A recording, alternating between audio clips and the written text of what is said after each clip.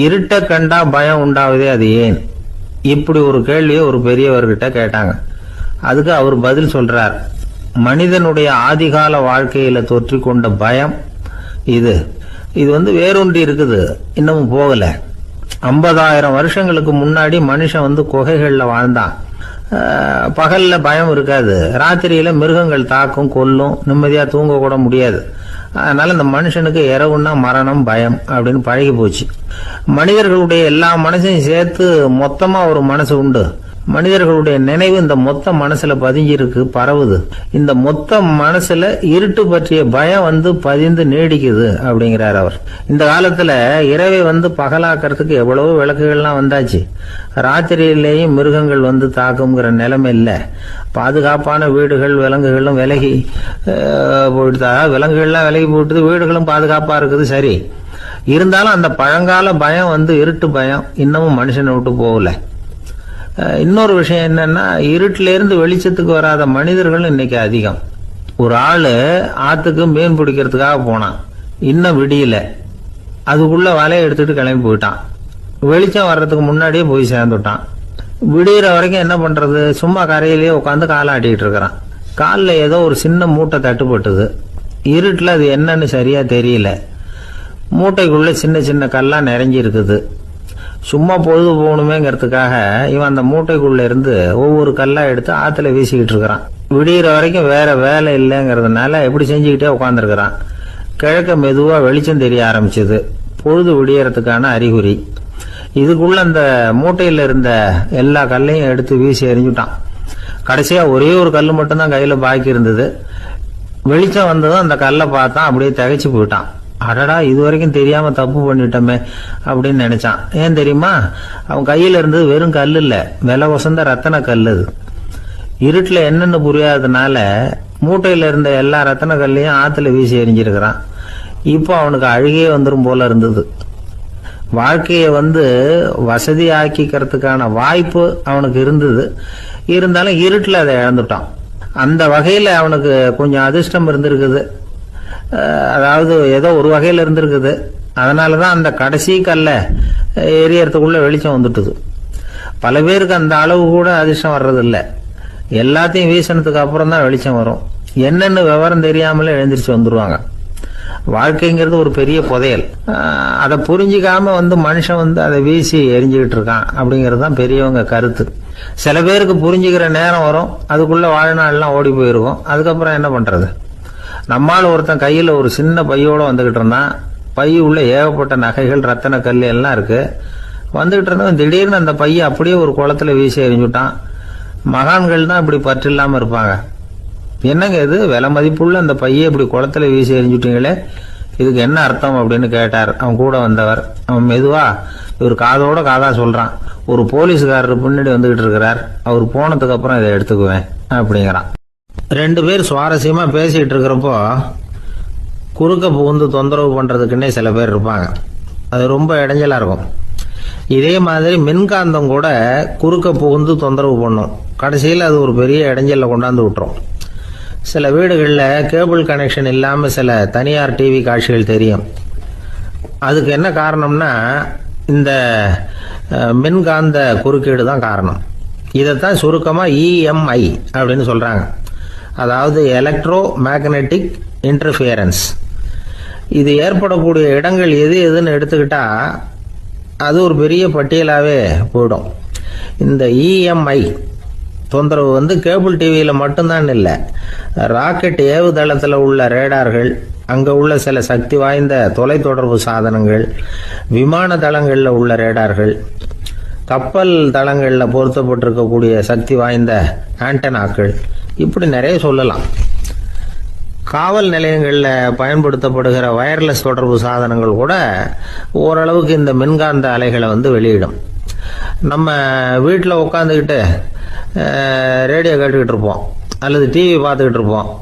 அந்த சமயத்தில் பக்கத்து தெருவில் ஒரு மோட்டார் சைக்கிள் அல்லது காரு, குறிப்பாக பெட்ரோல் இன்ஜின், அது போகிறப்போ அதில் உள்ள மின்கலத்தில் அதாவது மேக்னட்டோ பேட்டரியிலிருந்து வெளிப்படுகிற மின்காந்த அலை இங்கே டிவியிலையும் ரேடியோவிலையும் கரகரப்பு உண்டு பண்ணும்.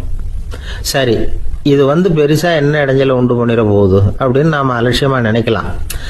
வயசானவங்களுக்கு மறதி நோயின்னு ஒன்று வரும்ல, அல்ஷமீர், அதாவது மூளையில் உள்ள செல்கள் செயலிழந்து போயிடுறது. அது செய்ய வேண்டிய வேலையை மறந்துடும்.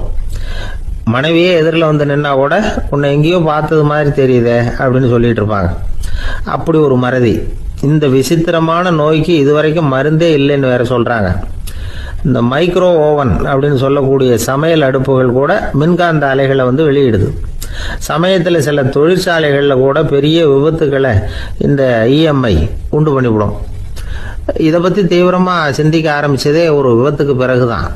அமெரிக்காவுக்கும் வியட்நாமுக்கும் இடையில போர் நடந்தது. அந்த சமயம் அமெரிக்காவுக்கு சொந்தமான விமானம் தாங்கி கப்பல் ஒன்று வியட்நாமை தாக்கிறதுக்கு தயாரா ஏவுகணைகளோட கடல்ல நிறுத்தி வைக்கப்பட்டிருந்தது. தற்செயலா அந்த பகுதியில கப்பல் தொலைத்தொடர்பு பகுதிக்கு அருகில ஊடுருவிய இந்த சக்தி வாய்ந்த ரேடியோ அலைகள் ஏவுகணையில இருந்த மின்னணு சர்க்கியூட்டை பூர்த்தி செஞ்சு வச்சுட்டுது. அவ்வளவுதான், ஏவுகணை அங்கேயே வெடிச்சு செதறி போச்சு. 130 பேர் அந்த இடத்துலயே உடல் கருகி செத்து போட்டாங்க. ஏகப்பட்ட பொருள்கள் நாசம். இந்த விபத்துக்கான காரணம் என்னங்கிறத உடனடியாக யாராலையும் கண்டுபிடிக்க முடியல. ரொம்பவும் கடுமையாக முயற்சி பண்ணி கடைசியாக கண்டுபிடிச்சாங்க, இது இந்த இஎம்ஐ வேலை தான் அப்படின்னு. மின்னணு தொலைபேசிகள் இருக்கு. இதில் பேசும்பொழுது நம்ம காதை அதாவது செவியை ஊடுருவக்கூடிய மின்காந்த அலையானது மூளைக்கு போய் அங்கே மூளை கட்டிகளை உருவாக்க ஊக்கம் கொடுக்குது அப்படின்னு வேற கண்டுபிடிச்சிருக்கிறாங்க. இந்த இஎம்ஐ ரொம்ப குறைஞ்ச மின்காந்த அழுத்தத்தில் நமக்கு எந்த பாதிப்பையும் ஏற்படுத்துறதில்லை. மின்காந்த அலைகள் அழுத்தத்தோடு இருக்கிற இடங்கள்ல ரொம்ப நேரம் இருந்தோம்னா நம்ம உடம்பின் வெப்பநிலை 2 டிகிரி செல்சியஸ் வரைக்கும் அதிகரிக்குதாம். அதனால வெப்பநிலையை சீராக்கிறதுக்கு இதய துடிப்பும் அதிகரிக்குது. இப்படிலாம் கண்டுபிடிச்சிருக்கிறாங்க. இப்பெல்லாம் இந்த மின்காந்த குறுக்கீடுகளை தடுக்கிறது எப்படி அப்படின்னு விஞ்ஞானிகள் யோசனை செய்ய ஆரம்பிச்சிருக்கிறாங்க. இந்த விஷயத்துல அலட்சியமா இருந்தோம்னா எதிர்காலத்தில் நிறைய பேருக்கு இந்த ஞாபக மறதி நோய் வந்துடும். அப்புறம் அது ரொம்ப கஷ்டமா போயிடும். ஒரு குடும்ப தலைவர் தன் மனைவியை பார்த்து, யார் நீ, உன்னை எங்கேயோ பார்த்தது மாதிரி இருக்குதே அப்படின்னு சொல்லிட்டு இருந்தார். உடனடியாக அவரை போய் பார்த்தேன். வாங்க டாக்டர்கிட்ட போகலாம் அப்படின்னு. அவர் என்னை தனியாக அழைச்சிட்டு போய் காதோட காதாக மெதுவாக சொல்கிறார், இதை பார்ப்பா, என் கையில் பணம் இல்லாத போகலாம் அப்படி மறதி நோய் வந்துட்டது மாதிரி நடிச்சுக்கிட்டு இருப்பேன், அவ்வளவுதான், அதை நீ கண்டுக்காத அப்படின்னார். ஒரு அழகான கடற்கரை. சுற்றுலா பயணிகள் நிறைய பேர் அங்கே போகிறது வழக்கம். சனி ஞாயிறு கூட்டம் அதிகமாக இருக்கும். அதோட விளைவு என்னங்கிறது அடுத்த நாள் தான் தெரியும். ஆமாம், அந்த கடற்கரையை சுத்தப்படுத்துகிற தொழிலாளிகள் திங்கட்கிழமை ரொம்ப சிரமப்படுவாங்க. சனி ஞாயிறு வந்த கூட்டம் கடற்கரை பூராவும் காலி ஐஸ்கிரீம் கப்புகளை வீசி எறிஞ்சிட்டு போயிடுவோம். ஆயிரக்கணக்கான கப்புகள் அங்கே பரவலாக கிடக்கும். அதையெல்லாம் பொறுக்கி எடுத்து சுத்தம் பண்ணி ஆகணும். இதனால் திங்கட்கிழமை வேலைக்கு வர்றதுக்கு எல்லாரும் பயப்படுவாங்க. அப்படி ஒரு நிலைமை. பல பேர் அன்னைக்கு லீவ் எடுத்துகிட்டு போயிடுறது வழக்கம். நமக்கு எதுக்கு இன்னைக்கு தொந்தரவுன்னு. இது ஒரு பெரிய பிரச்சனையாக இருந்தது. இதுக்கு என்ன பண்ணலாம் அப்படின்னு யோசனை பண்ணாங்க. ஒரு ஆலோசனை கூட்டத்துக்கு ஏற்பாடு பண்ணாங்களாம். அந்த நகர நிர்வாக அலுவலர்கள், பணியாளர்கள் எல்லாரும் அதில் கலந்துக்கிட்டாங்க.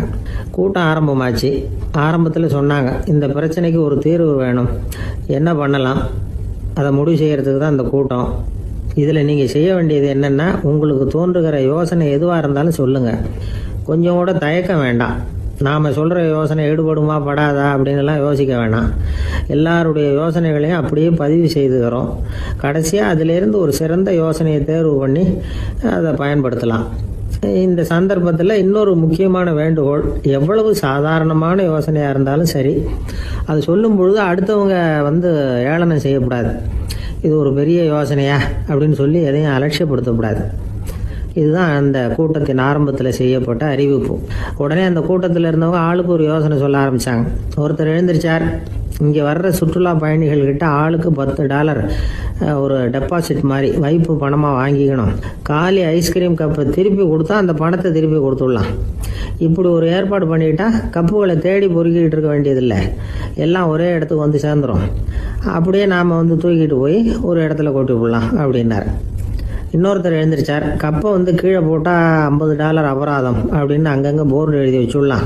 கப்புகளை போடுறதுக்கு அங்கங்கே பெரிய கூடைகளை வச்சுடலாம். நாம் சாவகாசமாக அந்த கூடைகளை சேகரம் பண்ணிக்கலாம் அப்படின்னாராம். இன்னொருத்தர் எழுந்திரிச்சு கொஞ்சம் கோபமாக பேசினார், கப்புகளை வந்து அவங்க வாயிலே திணிச்சுடணும். அதுங்களை முன்னு சாப்பிட்டு பார்த்தா தான் தெரியும் அது எவ்வளவு கஷ்டங்கிறது அப்படின்னு ரொம்ப கடுமையாக பேசியிருக்காரு. இது வேடிக்கையாக தெரிஞ்சாலும் இந்த யோசனையும் பதிவு செஞ்சுக்கிட்டாங்களாம். இப்படி பல யோசனைகள் கடைசியாக எல்லாத்தையும் படித்து பார்த்துட்டு பரிசீலனை பண்ணாங்க. அப்புறம் தான் யோசனை வந்தது. இவர் வேடிக்கையாக சொன்னது கப்புகளை அவங்கவுங்க வாயிலே திணிச்சு சாப்பிட சொல்லணும், அதுதான் தண்டனைன்னார்ல. ஏன் அப்படி சாப்பிட்றது மாதிரியே கப்புகளை தயார் பண்ண என்ன அப்படின்னு சிந்திக்க ஆரம்பித்தாங்களாம். ஆகா, அதுதான் சரின்னு ஒரு முடிவுக்கு வந்தாங்க. அதுலேருந்து உருவானது தான் இந்த வேஃபர் கப்ஸ். ஐஸ்கிரீமை சாப்பிட்டு முடிச்சதும் கப்பையும் சாப்பிட்டுடலாம். கோன் ஐஸ்கிரீம் சாப்பிட்றோம்ல, அதுதான். அமெரிக்காவில் மியாமி கடற்கரையில் ரொம்ப காலமாக இருந்துக்கிட்டு வந்த குப்பை பிரச்சனைக்கு இப்படி தான் ஒரு தீர்வு வந்துதான். இதுலேருந்து நாம் புரிஞ்சிக்க வேண்டியது என்னென்னா, நாம் அன்றாட எத்தனையோ பிரச்சனைகளை சந்திக்கிறோம், அதுக்கெல்லாம் தீர்வு உண்டு. அது எங்கே ஒளிஞ்சிருக்குன்னு கண்டுபிடிக்கணும்.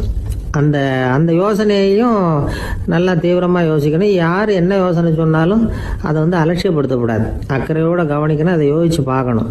ஒரு அம்மா தன்னோட வீட்டுக்காரரை ஒரு மனநல மருத்துவர்கிட்ட அழைச்சிட்டு வந்தாங்களாம். டாக்டர், இவருக்கு கோன் ஐஸ்கிரீம் பிடிக்கல, பேப்பர் கப்பில் இருக்கிற ஐஸ்கிரீம் தான் வேணும்னு அடம் பிடிக்கிறார் அப்படின்னாங்களாம். அது ஒன்றும் தப்பு இல்லையேன்னாராம் டாக்டர். இதுக்கு அந்த அம்மா சொன்னாங்களாம், இவர் கப்பு ஐஸ்கிரீம் வாங்குறதுல தப்பு இல்லை டாக்டர், பிரச்சனை அது இல்லை. அப்புறம் வேற என்னன்னு கேட்டிருக்காரு. வாங்கினதும் ஐஸ்கிரீமை கீழே கொட்டிவிட்டு அந்த பேப்பர் கப்பை மட்டும் விரும்பி சாப்பிட்றார், அதனால தான் அவங்ககிட்ட அழைச்சிட்டு வந்தேன் அப்படின்னாங்களாம். ஒரு கணவன் மனைவி எப்போ பார்த்தாலும் அவங்க 2 பேருக்கும் இடையில சண்டை வந்துக்கிட்டே இருந்தது. இதில் என்ன ஆச்சரியங்கிறீங்களா? நான் அதுக்காக சொல்ல வரல, இது வேற விஷயம். அதாவது சண்டை போடாமல் இருக்கிறதுக்கு வழி சொல்கிற தகவல் இது. நான் சொன்ன அந்த கணவன் மனைவி எப்படின்னா, கணவன் ஒரு வார்த்தை சொன்னால் மனைவி கிட்டேருந்து 2 வார்த்தை பதிலாக வரும். இதுக்கு கணவன்கிட்ட இருந்து 4 வார்த்தை பதிலாக வரும். இப்படி வார்த்தைகள் பெருகி போய் கடைசியில் வம்புல வந்து முடியும். அந்த அம்மா பொறுத்து பார்த்தாங்க, அவங்களால தாக்கு பிடிக்க முடியல. பக்கத்து வீட்லேயும் ஒரு கணவன் மனைவி இருந்தாங்க, அவங்களுக்குள்ள சண்டை வர்றதில்லை. அது எப்படி அவங்களால மட்டும் சண்டை போடாமல் இருக்க முடியுது அப்படின்னு இந்த அம்மாவுக்கு ஆச்சரியம். ஒரு நாள் நேராக பக்கத்து வீட்டு அம்மாக்கிட்டே போய், ஏம்மா, நீங்கள் எப்படி கணவனும் மனைவியும் சண்டை போட்டுக்காமல் இருக்கிறீங்க, அது எப்படி முடியுது உங்களால் அப்படின்னு கேட்டாங்க. அதுக்குன்னு ஒரு மருந்து இருக்குது, அதை சாப்பிட்டா சண்டை வராது அப்படின்னாங்க அவங்க. சரிங்க, அந்த மருந்தை அவர் சாப்பிட மாட்டேன்னு சொல்லிட்டா என்ன பண்ணுறது அப்படின்னு கேட்டிருக்கிறாங்க இவங்க. அந்த மருந்து அவருக்கு இல்லைம்மா, உனக்கு தான் அப்படின்னாங்களாம் அவங்க. அப்படியா, அப்படின்னா கொடுங்க, ரொம்ப நல்லதாக போச்சு. அதை எப்படி சாப்பிட்றதுங்கிற விவரத்தையும் சொல்லுங்கள், எங்கே அது கிடைக்குங்கிறதையும் சொல்லுங்கள், வாங்கிக்கிறேன் அப்படின்னு கேட்டாங்களாம் இவங்க. வேறு எங்கேயும் போய் வாங்க வேண்டாம், என்கிட்டே இருக்க அந்த மருந்து அதில் கொஞ்சம் தர்றேன், வாங்கி வச்சுக்க. உன் வீட்டுக்காரர் உன்னோட சண்டையை ஆரம்பிக்கிறப்போலாம் நீ இந்த மருந்தில் 1 ounce வாயில் ஊற்றிக்கணும். அதை உடனே குடிச்சிடக்கூடாது, ஒரு 5 நிமிஷமாவது அது வாயில் இருக்கணும், அதுக்கப்புறம் குடிச்சுடலாம் அப்படின்னு சொல்லி ஒரு பாட்டில் மருந்தை இந்த அம்மா கிட்ட கொடுத்து அனுப்புனாங்களாம். மருந்தை எடுத்துக்கிட்டு இந்த அம்மா வீட்டுக்கு வந்திருக்கிறாங்க. வீடு பூட்டி இருந்ததுனால கணவன் வந்து வாசல்லையே காத்துக்கிட்டு இருக்கிறான். மனைவியை கண்டதும் சண்டை போட ஆரம்பிச்சிட்டான். வீட்டை பூட்டி விட்டு எங்கே போய் தொலைஞ்ச, எவ்வளோ நேரமாக ஒரு மனுஷன் வாசல்லையே காத்துட்டு கிடக்கிறது அப்படி இப்படின்னு கத்த ஆரம்பிச்சிட்டான். மனைவி இதுக்கு பதிலே சொல்லலை.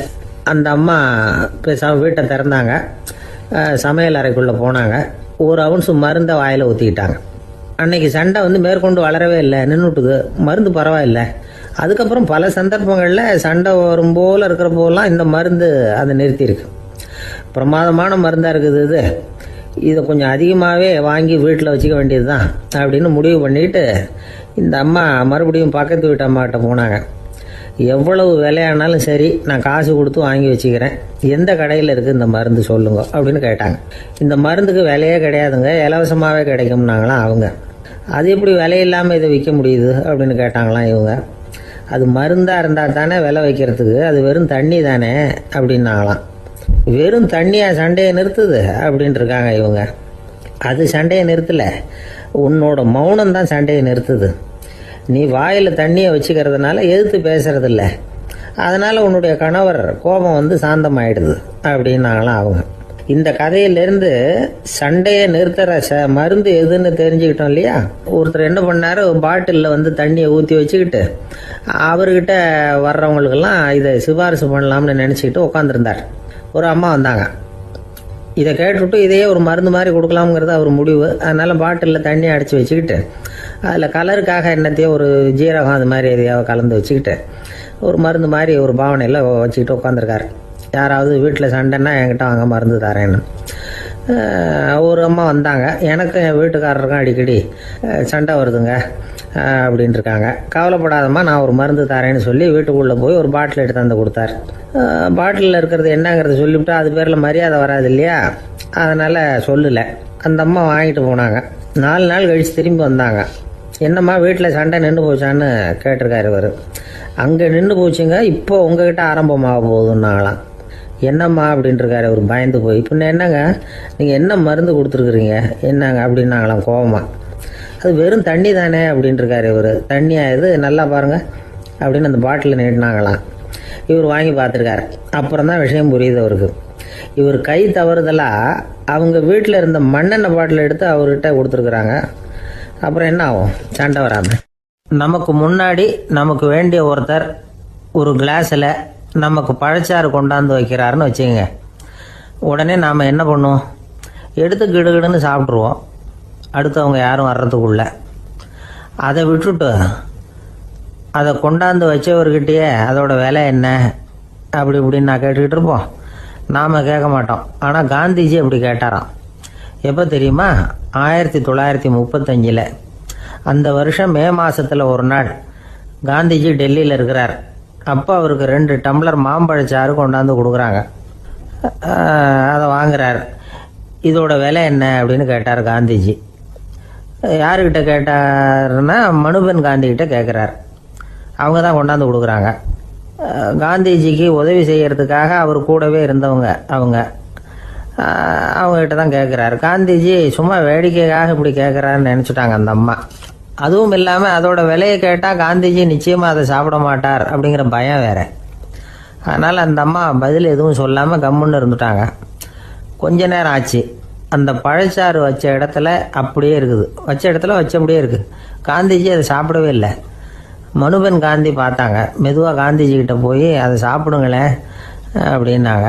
பழச்சாறு விலை என்னன்னு கேட்டேன், அதுக்கு பதில் இல்லை. அது முதல் தப்பு. பதிலை எதிர்பார்த்திருந்தும் அதை பற்றி விசாரிக்கலை, அது 2வது தப்பு. இப்படி 2 தப்புகளை பண்ணிவிட்டு என்கிட்ட வந்து இதை சாப்பிடுங்கன்னு சொன்னால் அது எப்படி அப்படின்னு கேட்டாராம் காந்திஜி. மனுபென் காந்தி என்ன சொல்கிறதுன்னு தெரியாமல் திகைச்சு போய் நின்றுக்கிட்டு இருந்தாங்க. காந்திஜி தொடர்ந்து சொன்னாராம், இப்போ என் முன்னாடி வச்சிருக்கிற இந்த பழச்சாறு விலை சுமாராக ஒரு ₹1/2 இருக்கும். அது அந்த காலத்து மதிப்பு. இந்த பழச்சாறு இல்லாமல் கூட என்னால் இருக்க முடியும். ஆனால் அவசியமான பொருள்களை வாங்கிறதுக்கு கூட சக்தி இல்லாத மக்கள் இந்த நாட்டில் நிறைய பேர் இருக்கிறாங்க. அப்படி இருக்கிறப்போ எனக்கு என்னத்துக்கு இந்த விலை உயர்ந்த பானம்? இதை இப்போ நான் சாப்பிட்டா என் உடம்பு வேணும்னா ஆரோக்கியமாகலாம், ஆனால் என் மனசு அமைதி அடையாது. எனக்கு என்னுடைய உடல் ஆரோக்கியத்தை விட மன ஆரோக்கியம்தான் முக்கியம். அதனால் இதை நான் சாப்பிட மாட்டேன், எடுத்துகிட்டு போயிடு அப்படின்னாராம். அந்த சமயத்தில் ஒரு அகதி பொண்ணு 2 குழந்தைகளோட காந்திஜியை பார்க்கறதுக்காக வந்தது. வணக்கம் சொல்லிச்சு. காந்திஜி உடனே தனக்கு முன்னாடி இருந்த பழச்சாற்றை எடுத்து அந்த பொண்ணுக்கிட்டையும் குழந்தைகள்கிட்டையும் கொடுத்து சாப்பிட சொன்னார். அவங்க அதை வாங்கி ரொம்ப சந்தோஷத்தோடு சாப்பிட்டாங்களாம். அதை பார்த்த காந்திஜி முகத்தில் ஒரு புன்னகை, ஒரு பரவசம், ஒரு திருப்தி. அவர் மனசு நிறைஞ்சி இருந்தது. அப்போ அவர் சொன்னாராம், ஆண்டவன் எனக்கு எப்பவும் சரியான சமயத்தில் கை கொடுப்பாருங்கிறது அதுக்கு இதுதான் அத்தாட்சி. நான் ஒரு இக்கட்டான சூழ்நிலையில் இருக்கிறப்ப கூட கடவுளின் கருணையால் அந்த சூழ்நிலை என்னை பாதிக்கலை. என் கூட இவ்வளவு நாள் பழகியும் கூட இங்கே இருக்கிறவங்க எனக்கு அதிக விலை உள்ள பழரசத்தை கொடுத்தாங்க. ஆனால் சரியான நேரத்தில் அதை சாப்பிட வேண்டியவங்களை என்கிட்ட அனுப்பி வச்சு என்னை சந்தோஷப்படுத்தினார் கடவுள், அவருக்கு நன்றி அப்படின்னாராம் மகாத்மா காந்தி. உடல் ஆரோக்கியத்தை விட மன ஆரோக்கியம்தான் எனக்கு முக்கியம்னு சொன்னார் பாருங்க. அதை நாம் எல்லாரும் மனப்பூர்வமாக இன்றைக்கி சிந்திச்சு பார்க்கணும். இந்த காலத்தில் எல்லாரும் அப்படியா நினைக்கிறாங்க? எனக்கு தெரிஞ்ச ஒருத்தர் இருந்தார். தினமும் காலையில் ஒரு காஃபி சாப்பிட உட்கார்ற நேரத்தில் பக்கத்து வீட்டுக்காரர் வந்து சேருவார் கரெக்டாக. உடனே அவரும் தனக்குன்னு வந்திருக்கிற காப்பியை எடுத்து மனப்பூர்வமாக பக்கத்து வீட்டுக்காரர்கிட்ட கொடுத்துருவார். அதுக்கப்புறம் அவருக்காக வேறு காப்பி போட்டு கொண்டாந்து கொடுத்தாலும் வேண்டான்னு சொல்லிடுவார். ஆண்டவனாக பார்த்து சரியான நேரத்தில் அவரை எங்கள் வீட்டுக்கு தினமும் அனுப்பி வைக்கிறார் அப்படிம்பார். ஏன் அப்படி சொல்கிறீங்க அப்படின்னு கேட்டோம் ஒரு நாள். அதுக்கு அவர் சொல்றார், எனக்கு என்னோட உடல் ஆரோக்கியம்தான் முக்கியம்.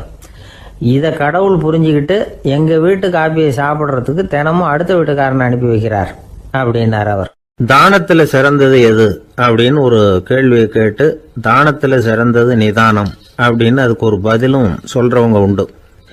நிதானம் ரொம்ப அவசியம். அதுவும் இன்றைய உலகத்துக்கு ரொம்ப அவசியம். இன்னைக்கு உலகம் ரொம்ப பரபரப்பா போய்கிட்டு இருக்குது. பொறுமையா இருக்கணும்னு நினைக்கிறவங்களால கூட அப்படி இருக்க முடியறதில்ல. பொறுமையை சோதிக்கிறது மாதிரி பல சம்பவங்கள், அதையெல்லாம் சந்திச்சே தீர வேண்டி இருக்குது. எங்க போனாலும் கியூல நிக்க வேண்டி இருக்குது, எங்க போனாலும் காத்துக்கிட்டு இருக்க வேண்டியிருக்கு. ஆபீஸ்லயோ வீட்லயோ கூட நீங்க நிதானமா பொறுமையா நடந்துக்க தெரியலன்னா உங்களுக்கு சிடுமூஞ்சி, முசுடு இப்படிலாம் பேர் வச்சிருவாங்க. அது உங்களுக்கு தேவையா? சரி, வாழ்க்கையில் பொறுமைசாலின்னு பேர் வாங்கறதுக்கு என்ன வழி? முதல் பாயிண்ட், நீங்க நினைக்கிறது, எதிர்பார்க்கறது, செய்யறது எல்லாமே 100% கரெக்டா நடக்கணும்னு ஆசைப்படக்கூடாது. எதுவா இருந்தாலும் அதுல ஓரளவுக்கு தவறு நடக்கலாம் அப்படிங்கறத எதிர்பார்த்தே இருக்கணும். ஓரளவுக்கு அதை அனுமதிக்கணும். ஒரு நண்பரை 6 மணிக்கு ஒரு இடத்துக்கு வர சொல்லி இருக்கிறீங்க. 6 மணிக்கு அவர் வரல, உடனே பொறுமை இழந்து நடந்துக்க கூடாது. ஒரு 10 நிமிஷம் டிலே ஆகலாம். ஒரு வர்ற வழியில பஸ்ஸு கூட ஏதாவது டிராஃபிக்ல மாட்டிருக்கலாம். அதெல்லாம் எதிர்பார்த்தே கொஞ்சம் காத்திருக்கிறதுல ஒன்றும் தப்பு இல்லை. சில சமயம் டிலே ஆகிறது கூட நல்லதா முடியும். ஒரு பஸ்ஸை தவற விட்டுட்டு ஐயோ கொஞ்சம் ஒரு 2 நிமிஷம் முன்னாடி வந்திருந்தா பிடிச்சிருக்கலாமே அப்படின்னு தவிச்சுக்கிட்டு இருப்பாங்க சில பேர். அடுத்தபடியா வர்ற பஸ் நேரடியா நீங்க போக வேண்டிய இடத்துக்கே கொண்டு போய் விடுற பஸ்ஸா கூட இருக்கலாம். அது உங்களுக்கு முன்னாடி தெரியாதுல்ல. சில நெருக்கடியான சூழ்நிலைகளை தமாஷா எடுத்துக்கிறதுக்கு பழகிக்கணும். சில இடங்களுக்கு போறப்ப காத்திருக்கிறதுக்கு நம்ம மனசை தயார்படுத்திக்கிட்டே போகணும். ஒரு ரயிலுக்கோ பஸ்ஸுக்கோ அல்லது விமானத்துக்கோ கப்பல் பிரயாணத்துக்கோ போறப்போ அங்க போய் நீங்க மணிக்கணக்கில் கூட காத்துக்கிட்டு தான் இருக்கணும். புறப்படுற நேரம் கூட மாறலாம். நீங்க போய் சேர்ந்ததும் அது உடனே புறப்படணும்னு கட்டாயமா என்ன? அது மாதிரி சமயத்துல படிக்கிறதுக்குன்னு சில சுவாரஸ்யமான புத்தகங்களையும் கையில் எடுத்துக்கலாம். உங்களை சுத்தி எவ்வளவோ சுவாரஸ்யமான சம்பவங்கள் நடந்துகிட்டு இருக்குதுல்ல, அதையெல்லாம் வேடிக்கை பாருங்க. எதுக்காக காத்துக்கிட்டு இருக்கிறோமோ அந்த காரியத்துல உண்மையாவே நமக்கு ஒரு அக்கறை இருந்தா நமக்கு போர் அடிக்காது. சில கோயில்களில் பார்த்துருப்பீங்க, தரிசனத்துக்காக பக்தர்கள் நாள் கணக்கில் காத்துக்கிட்டு இருப்பாங்க. அவங்களெலாம் அழுத்துக்கிறது இல்லை. ஆண்டவனை தரிசிக்கணுங்கிற உண்மையான அக்கறை இருக்கிறதுனால அவங்களுக்கு போர் அடிக்கிறது இல்லை.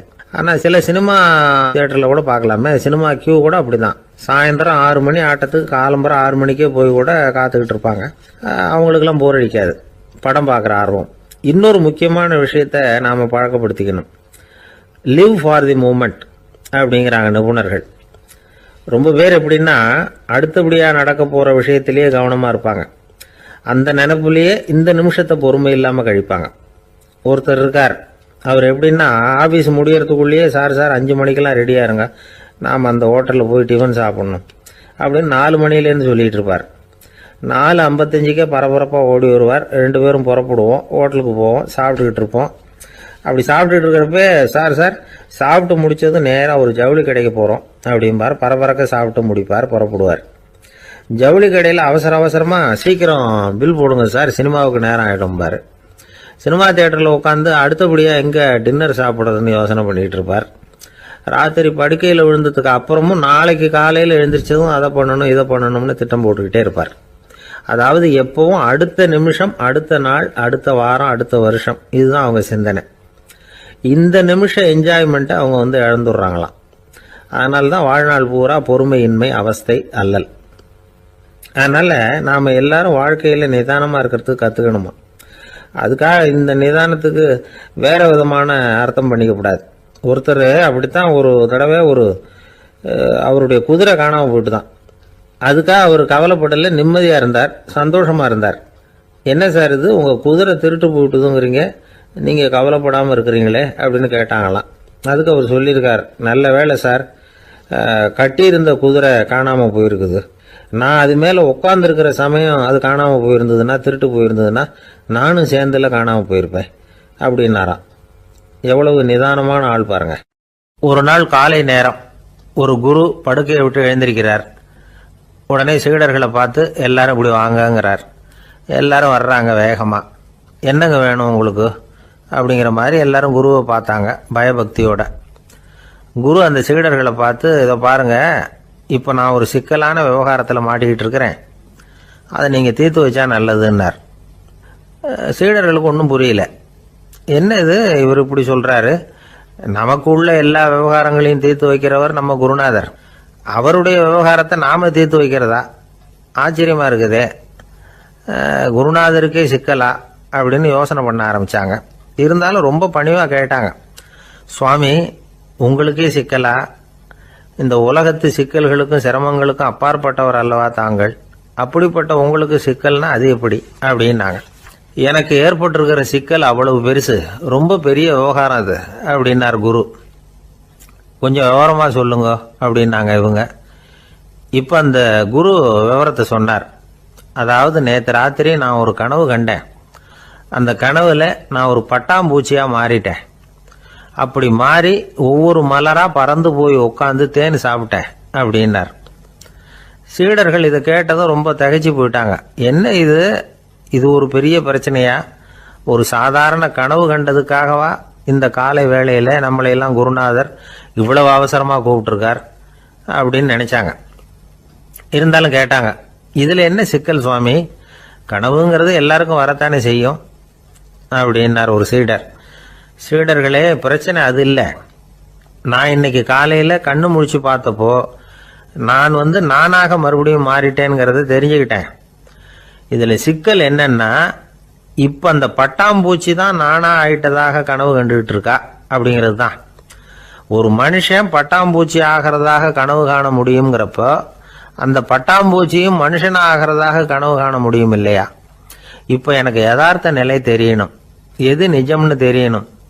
நேற்று ராத்திரி நான் கண்டது கனவா, அல்லது இது பட்டாம்பூச்சி கண்டுகிட்டு இருக்கிற கனவா? இதுதான் குரு கேட்ட கேள்வி. இதை கேட்டதும் சீடர்கள் ரொம்ப குழம்பி போயிட்டாங்க. சுவாமி, இது வரைக்கும் நாங்கள் தூங்குறப்ப பார்க்கறது கனவுன்னும் மூழ்கிட்டு இருக்கிறப்ப பார்க்கறது நனவுன்னு நம்பிக்கிட்டு இருக்கிறோம். இப்போ எங்களை ரொம்ப குழப்பிட்டீங்க, இதுக்கு பதில் சொல்ல எங்களுக்கு சக்தி இல்லை அப்படின்னு சொல்லிவிட்டாங்களாம். அதுக்கப்புறம் அந்த குரு சொன்னாராம், நினைவு தான் முக்கியமான அம்சம். முடிவு கட்டம்னா பகலின் நினைவுகளை விட இரவின் கனவுகளே ரொம்ப உண்மை. ஒருத்தன் தூங்க போனால் தூங்கிக்கிட்டே இருந்தா அவன் காணும் கனவு பொய்ங்கிறத அவன் உணர மாட்டான். ஒவ்வொரு கனவும் காணும் பொழுது அது ரொம்ப உண்மையாக தான் தெரியுது. ஒரு கனவு கூட உண்மை இல்லைன்னு கனவுல தோன்றுவதே இல்லை அப்படின்னார் குரு. அகில வாழ்வு அத்தனையும் சொற்பனம் கண்டாய் அப்படிங்கிறார் தாயுமானவர். ஆகையினால நம்ம கனவுலேருந்து நாம் என்னைக்கு முழிச்சிக்க போகிறோம் அப்படிங்கிறது தான் ஒரு முக்கியமான கேள்வி. ஒருத்தர் வந்தார், காலில் கட்டோடு வந்தார். என்னங்க காலில் கட்டுன்னு? சார், நேற்று ராத்திரி தூக்கத்தில் எங்கள் வீட்டு கூரையில் ஏணியை சாத்தி வச்சு இறங்கினப்போ வழுக்கி விழுந்து காலை உடச்சிக்கிட்டேன்னார். உங்கள் வீட்டில் தான் ஏணியே கிடையாது சார் அப்படின்னு. உண்மைதான் சார், நான் கீழே விழுந்து முழிச்சுக்கிட்டதுக்கு அப்புறம் தானே ஏணி இல்லைங்கிறது எனக்கு ஞாபகம் வந்தது அப்படின்னார். எனக்கு அதிர்ஷ்டமே இல்லை சார் அப்படின்னார் ஒருத்தர். ஏன் அப்படி சொல்றீங்கன்னு கேட்டோம். வியாபாரம் பண்ணலாம்னு ஒரு கடை வச்சேன். வேண்டிய போட்டவங்க கூட என் கடையில் எதுவும் வாங்க மாட்டேங்கிறான். எல்லாரும் அடுத்த கடைக்கு தான் போகிறான் அப்படின்னு சொல்லி ரொம்ப அழுத்துக்கிட்டார். இதுக்கு போய் அதிர்ஷ்டம் இல்லைன்னு சொல்லாதீங்க. வாடிக்கையாளர்களை கவர்றது எப்படிங்கிறது உங்களுக்கு தெரியல, அதுதான் குறை அப்படின்னும். சார், உங்களுக்கு தெரிஞ்ச அந்த ரகசியத்தை எனக்கும் கொஞ்சம் சொல்லி கொடுங்களேன் அப்படின்னார். சரி, உங்கள் காதை இப்படி கொடுங்க அப்படின்னு சொல்லி அது சம்பந்தமாக பெரிய வல்லுநர்கள் சொல்லியிருக்கிற கருத்துக்களை அவர்கிட்ட சொல்ல ஆரம்பித்தோம். அதாவது இந்த வாடிக்கையாளர்களை கவர்றதுக்கு வல்லுநர்கள் பல ஆலோசனைகளை ஏற்கனவே சொல்லி வச்சிருக்கிறாங்க. அது சம்பந்தமாக அனுபவப்பட்டவங்க, அதை தெரிஞ்சு வச்சுக்கணும். அதாவது கடை வச்சிருக்கிறவங்க எல்லாரும் இதை கொஞ்சம் காதில் வாங்கி வச்சுக்கணும். எதை இப்போ சொல்ல போகிறத. எப்பவும் பணத்தை சம்பாதிக்கிறதுலேயே குறியாக இருக்கக்கூடாதான். அதை விட முக்கியமாக நீங்கள் சம்பாதிக்க வேண்டியது வாடிக்கையாளர்களுடைய மன நிறைவு. வர்றவங்க திருப்தியோடு போகணும், அது முக்கியம். அதில் கவனமாக இருக்கணும். கடைக்கு வர்ற ஒருத்தர் ஏதாவது ஒரு குறை சொல்கிறாருன்னு வச்சுங்க, அதை அலட்சியப்படுத்தக்கூடாது. ரொம்ப அக்கறையோடு அதை காது கொடுத்து கேட்கணும். அப்படியா சார், அதை நான் அவசியம் கவனிக்கிறேன் அப்படின்னு சொல்லணும். ஒருத்தர் வரார், சார் நேற்றுக்கு உங்கள் கடையில் இதை நான் வாங்கிட்டு போனேன், வீட்டில் இது வேணான்னு சொல்லிவிட்டாங்க, அது திருப்பி கொடுக்கறதுக்காக தான் வந்திருக்கிறேன் அப்படின்னு சொல்லி திருப்பி கொடுக்குறார். உடனே நீங்கள் முகம் சுளிக்கக்கூடாது, எரிச்சல் படக்கூடாது. வழக்கம் போல நிதானமா முகமலர்ச்சியோட அதை திருப்பி வாங்கிக்கணும். இவ்வளவு ரூபாய்க்கு சாமான் வாங்கினா இந்த ஸ்பூன் அன்பளிப்பு, இப்படி ஏதாவது கொடுக்கலாம். பண்டிகை காலங்கள்லேயும் பொருள்கள் வாங்குறவங்களுக்கு இப்படி ஏதாவது பொருத்தமா ஒரு அன்பளிப்பு கொடுக்கலாம். நீங்க கொடுக்கறது ஒரு சர்வசாதாரணமான பொருளா இருந்தா கூட அது வாங்குற ஒரு மனசுல ஒரு மகிழ்ச்சியை ஏற்படுத்தும். எதுவும் உங்களால கொடுக்க முடியலன்னா உங்க முகம் நிறைஞ்ச சிரிப்பையாவது கொடுங்க, அது போதும். உங்க கடையில் இல்லாத ஒரு பொருளை வாடிக்கையாளர் வந்து கேட்கிறார், உடனே இல்லைன்னு முகத்தில் அடிச்சது மாதிரி சொல்லிடக்கூடாது. கொஞ்சம் உட்காருங்க சார் அப்படின்னு சொல்லி உங்க பணியாளர் யாரையாவது அனுப்பி வெளியில இருந்து வாங்கிட்டு வர சொல்லி அவர்கிட்ட கொடுக்கலாம். சில பேர் உங்க கடைக்கு வரும்பொழுது அவங்க வீட்டு குழந்தைகளையும் கூப்பிட்டுக்கிட்டு வர்றாங்கன்னு வைங்க. நீங்க என்ன செய்யணும்னா அந்த குழந்தைகளை முதல்ல கவனிக்கணும். அது கண்ணத்தை கிள்ளணும், அதுகிட்ட விளையாடணும், அதுக்கு ஏதாவது மிட்டாய் பிஸ்கட் எதையாவது கொடுத்து அது கவனத்தை கவரணும். அதுக்கப்புறம் பெரியவங்களை கவனிக்கலாம். உங்க கடையில வேலை செய்யற பணியாளர்கள் சுத்தமா இருக்கணும். சிரிச்ச முகம், சுறுசுறுப்பு, இது ரெண்டும் அவங்களுக்கு தேவை. அழுது வடிஞ்சிக்கிட்டு இருக்கக்கூடாது. அப்புறம் இன்னொரு விஷயம், அதிகமா பொருள் வாங்குற ஒருத்தர்கிட்ட அதிக மரியாதையாகவும் குறைச்சலா பொருள் வாங்குறவர்கிட்ட வேற விதமாகவும் நடந்துக்க கூடாது. எல்லாருக்கிட்டையும் சமமா நடந்துக்கணும். 5 ரூபாய்க்கு வாங்கினாலும் சரி, 500 ரூபாய்க்கு வாங்கினாலும் சரி, அவங்க கிட்ட நீங்க காட்டுற மரியாதையில வித்தியாசம் இருக்கக்கூடாது. எல்லாத்துக்கும் மேல உங்க கடையில ஒரு பொருள் வாங்கினா அது உண்மையானதா இருக்கும், தரமுள்ளதா இருக்கும் அப்படிங்கிற நினைப்பு ஜனங்களுக்கு வரணும். அதனால தரமான பொருளையே நீங்க உங்க கடையில வச்சிருக்கணும். இது வரைக்கும் நான் சொன்னதையெல்லாம் கவனத்துல வச்சுக்கிட்டு நீங்க கடையை ஆரம்பிச்சீங்கன்னா வியாபாரம் பிச்சுக்கிட்டு போகும். அப்படி போகலன்னா அதுக்கப்புறம் கேளுங்க. ஏன்னா இந்த யோசனைகள்லாம் அனுபவப்பட்டவங்க சொல்லியிருக்கிற யோசனைகள். இந்த யோசனைகள்ல நீங்க எச்சரிக்கையா இருக்க வேண்டிய ஒரு விஷயம் உண்டு. அது என்னங்கிறதையும் தெரிஞ்சு வச்சுக்கிறது நல்லது. என்னுடைய நண்பர் ஒருத்தர் வந்தார். சார், உங்க யோசனையை கேட்டதுனால நான் ஒரு அறை வாங்கினது தான் மிச்சம்னார். என்ன ஆச்சுன்னு கேட்டேன். எங்க கடைக்கு ஒரு பெரிய அம்மா குழந்தைய தூக்கிட்டு வந்தாங்க சார். உங்க யோசனைப்படி அந்த குழந்தையோட கண்ணத்தை கிள்ளணும்னு முயற்சி பண்ணினேன். திடீர்னு அந்த நேரம் பார்த்து அந்த குழந்தை தலையை குனிஞ்சுக்கிட்டுது. என் கை குழந்தையோட கண்ணத்துக்கு பதிலா அது தூக்கிட்டு வந்தவங்க கண்ணத்தை கிள்ளிவிட்டுது. அதுதான் அப்படி ஆயிட்டுது அப்படின்னார் கண்ணத்தை தடவிக்கிட்டே. திபேத் நாட்டுல புத்த மடாலயங்கள் நிறைய உண்டு. அதுக்கு ஒரு தலைமையகமும் உண்டு. அது இந்த திபேத் தலைநகரம் லாசாவில் இருக்குது. ரொம்ப காலத்துக்கு அப்பால அதை பற்றியெல்லாம் நிறைய விவரங்கள் எழுதி வச்சிருக்கிறாங்க. அது இப்போவும் நமக்கு கிடைக்குது. அதாவது ரொம்ப தூரத்துக்கு அந்தாண்ட மலைகளுக்கு நடுவில் ஒரு கிளை மடாலயம். அந்த மடத்தின் தலைவருக்கு வயசாயிட்டு தான். அதனால தலைமை பொறுப்பை வேற ஒருத்தர்கிட்ட ஒப்படைக்கலாம் அப்படின்னு முடிவு பண்ணாராம். உடனே ஒரு லாமாவை கூப்பிட்டார். அவர் மூலமா தலைமை மடாலயத்துக்கு செய்தி அனுப்புனார், பொருத்தமான வாரிசு ஒருத்தரை அனுப்பி வைக்கும்படியாக. அந்த வாலிப லாமா புறப்பட்டார். காடு மேடெல்லாம் நடந்து போறார். ரொம்ப நாள் கழிச்சு தலைமை பீடத்தை அடைஞ்சார். தலைமை குரு கிட்ட விவரத்தை சொன்னார். தகுதியான ஒருத்தரை அனுப்பி வச்சா அழைச்சிட்டு போறேன் அப்படின்னார். சரி, நாளைக்கு காலையில் நீங்க அவங்க எல்லாரையும் அழைச்சிட்டு போகலாம்னார் அவரு. அவங்க எல்லாரையுமா? அங்க தேவைப்படுறது ஒருத்தர் தானே அப்படின்னார் இவர். ஆமான்னார். அப்புறம் ஏன் எல்லாரையும் அழைச்சிட்டு போக சொல்றீங்கன்னார். அது இப்போ உனக்கு புரியாது. நான் ஒரு 100 பிக்குகளை அனுப்புறேன், அதாவது பிட்சுகளை. அவ்வளவு பேரையும் அங்க வச்சு சமாளிக்க முடியாது அப்படின்னாரு இவரு. இருந்தாலும் இப்ப அந்த தலைமை குரு என்ன சொன்னார்னா, அதை பத்தி கவலைப்படாத, நான் 100 பேரை அனுப்புறேன். அதுல 99 பேர் வழியிலேயே காணாம போடுவாங்க, ஒருத்தன் மட்டும்தான் வருவான். அவனும் அங்க சேர்ந்துட்டானா நீ ரொம்ப கொடுத்து வச்சவன் அப்படின்னார். இவருக்கு ஒன்றும் புரியல. இருந்தாலும் மறுநாள் அந்த வாலிப லாமா 100 பேரை அழைச்சிக்கிட்டு புறப்பட்டார். போற வழியிலேயே பல பேர் அங்கங்க பிச்சுக்கிட்டு போயிட்டாங்க. அவர் சொன்னது மாதிரியே. வழியில அவங்க ஊர்கள் இருந்தது தான் காரணம். அப்பா அம்மாவை பார்த்துட்டு வரேன் அப்படின்னு கொஞ்சம் பேர் போனாங்க. சொந்த பந்தத்தை பார்த்துட்டு வரேன் அப்படின்னு கொஞ்சம் பேர். ஒரு வாரம் ஆச்சு. இப்ப மிஞ்சினது 10 பேர் தான். வழியில ஒரு நகரம். அங்க சில பிட்சுக்கள் சந்திச்சாங்க. எங்க மடத்து தலைவர் இறந்துட்டார், உங்கள யாராவது ஒருத்தர் எங்களுக்கு தலைவராக முடியுமா அப்படின்னு கேட்டாங்க. 10 பேரும் தயார். அதுல ஒருத்தரை அழைச்சிட்டு அவங்க போயிட்டாங்க. இன்னொரு ஊர்ல சில பேர் வந்தாங்க, வழி மறிச்சாங்க. நில்லுங்க, எங்க மன்னர் மகளுக்கு திருமணம், அதை நடத்தி வைக்க 3 லாமாக்கள் தேவை அப்படின்னாங்க. இப்படி கொஞ்சம் கொஞ்சமா எல்லாரும் காலி. கடைசியில 2 பேரும் மிஞ்சினாங்க. அங்க ஒரு இளம்பெண் எதிரில் வந்தா. எங்கள் அப்பா வேட்டைக்கு போயிருக்கிறாரு, இன்னும் திரும்பி வரல. வீட்டில் வேற யாரும் இல்லை, தனியாக இருக்க பயமாக இருக்கு. யாராவது ஒருத்தர் எனக்கு துணையாக இருக்கணும் அப்படின்னு கேட்டுக்கிட்டா. எங்கள் 2 பேரில் நீயே ஒருத்தரை தேர்ந்தெடுத்துக்கோ, இல்லைன்னா எங்களுக்குள்ள சண்டை வந்துடும் அப்படின்னாங்க. இப்போ மிஞ்சினவர் ஒருத்தர், அவருக்கும் ஒரு சோதனை வந்தது. ஒரு தர்க்கவாதி எதிரில் வந்தான், உன்னோட வாதம் பண்ணணும்னா. இவனோட வாதம் பண்ணுறேன், அது முடிய ரொம்ப காலம் ஆகலாம். தர்க்கத்தில் நான் ஜெயிச்சா அங்கே வரேன், இல்லைன்னா இவருடைய சீடனை ஆயிடுவேன் அப்படின்னார் அவர். கடைசியாக அழைக்க வந்த வாலிபலாமா மட்டும் வெறும் கையோடு திரும்பி போனார்.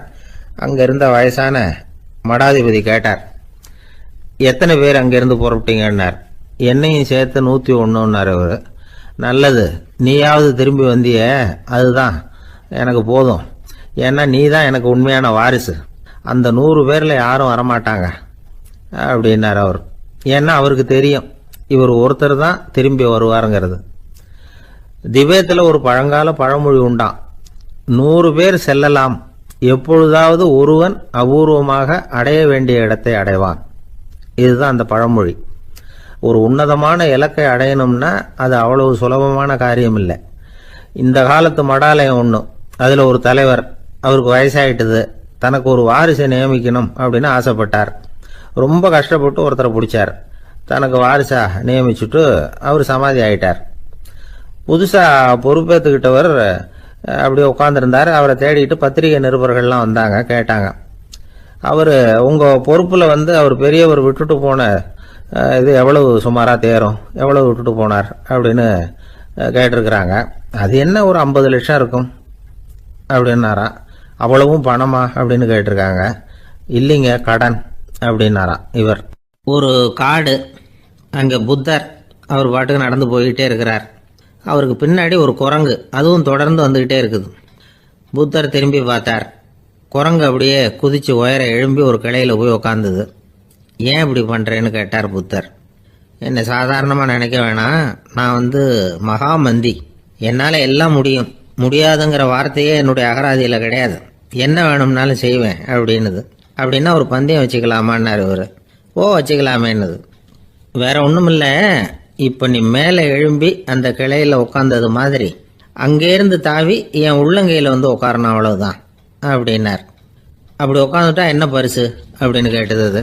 சொர்க்கத்தில் இருக்கிற மாமன்னன் மரகத சக்கரவர்த்தியை என்னோட இருக்கும்படியாக கூப்பிட்டுக்கிறேன். அந்த சமயத்தில் அவருடைய அரியணை அங்கே காலியாயிடும், நீ அதில் போய் உட்காந்துக்கலாம். பந்தயத்தில் தோத்துட்டா ஒரு கல்ப காலம் இந்த பூமியில் வாழ வேண்டியிருக்கும், அதுக்கு பிறகுதான் என்கிட்ட வர முடியும், என்ன சொல்கிற அப்படின்னார். குரங்குக்கு தாவறது ஒரு பெரிய காரியமா? இது எனக்கு ரொம்ப சாதாரண விஷயம், என்ன இப்போவே தாவட்டுமா அப்படின்னுது. சரின்னு சொல்லி உள்ளங்கையை நீட்டினார். அவருடைய கை தாமரை இலை அளவுக்கு அப்படியே விரிஞ்சுது. குரங்கு சௌரியமாக உட்கார்றதுக்காக. குரங்கு தாவறதுக்கு தயாராச்சு. அதுக்கு முன்னாடி ஒரு சின்ன யோசனை அதுக்கு. இந்த கிளையிலேருந்து அந்த கைக்கு தாவறது எனக்கு ரொம்ப அற்பமான ஒரு வேலை, இது ரொம்ப சாதாரணம், என்னுடைய கௌரவத்துக்கு இது சரியாக இருக்காது. அதனால் நான் என்ன பண்ண போகிறேன்னா, இங்கேருந்து கிளையிலேருந்து அப்படியே உயர எழும்ப போகிறேன். எழும்பி மேல் உலகம் போய் அங்கே ஒரு சுற்றிவிட்டு அதுக்கப்புறம் அங்கேருந்து நேராக இந்த கையில் உட்கார போகிறேன் அப்படின்னு நினச்சிது. என்ன யோசிக்கிற அப்படின்னார் புத்தர். ஒன்றும் இல்லை, இந்த பாயிரம் பார் அப்படின்னு சொல்லி தாவி உயர போயிட்டுது. கொஞ்ச நேரத்தில் வான உலகத்துக்கே போய் சேர்ந்துட்டுது.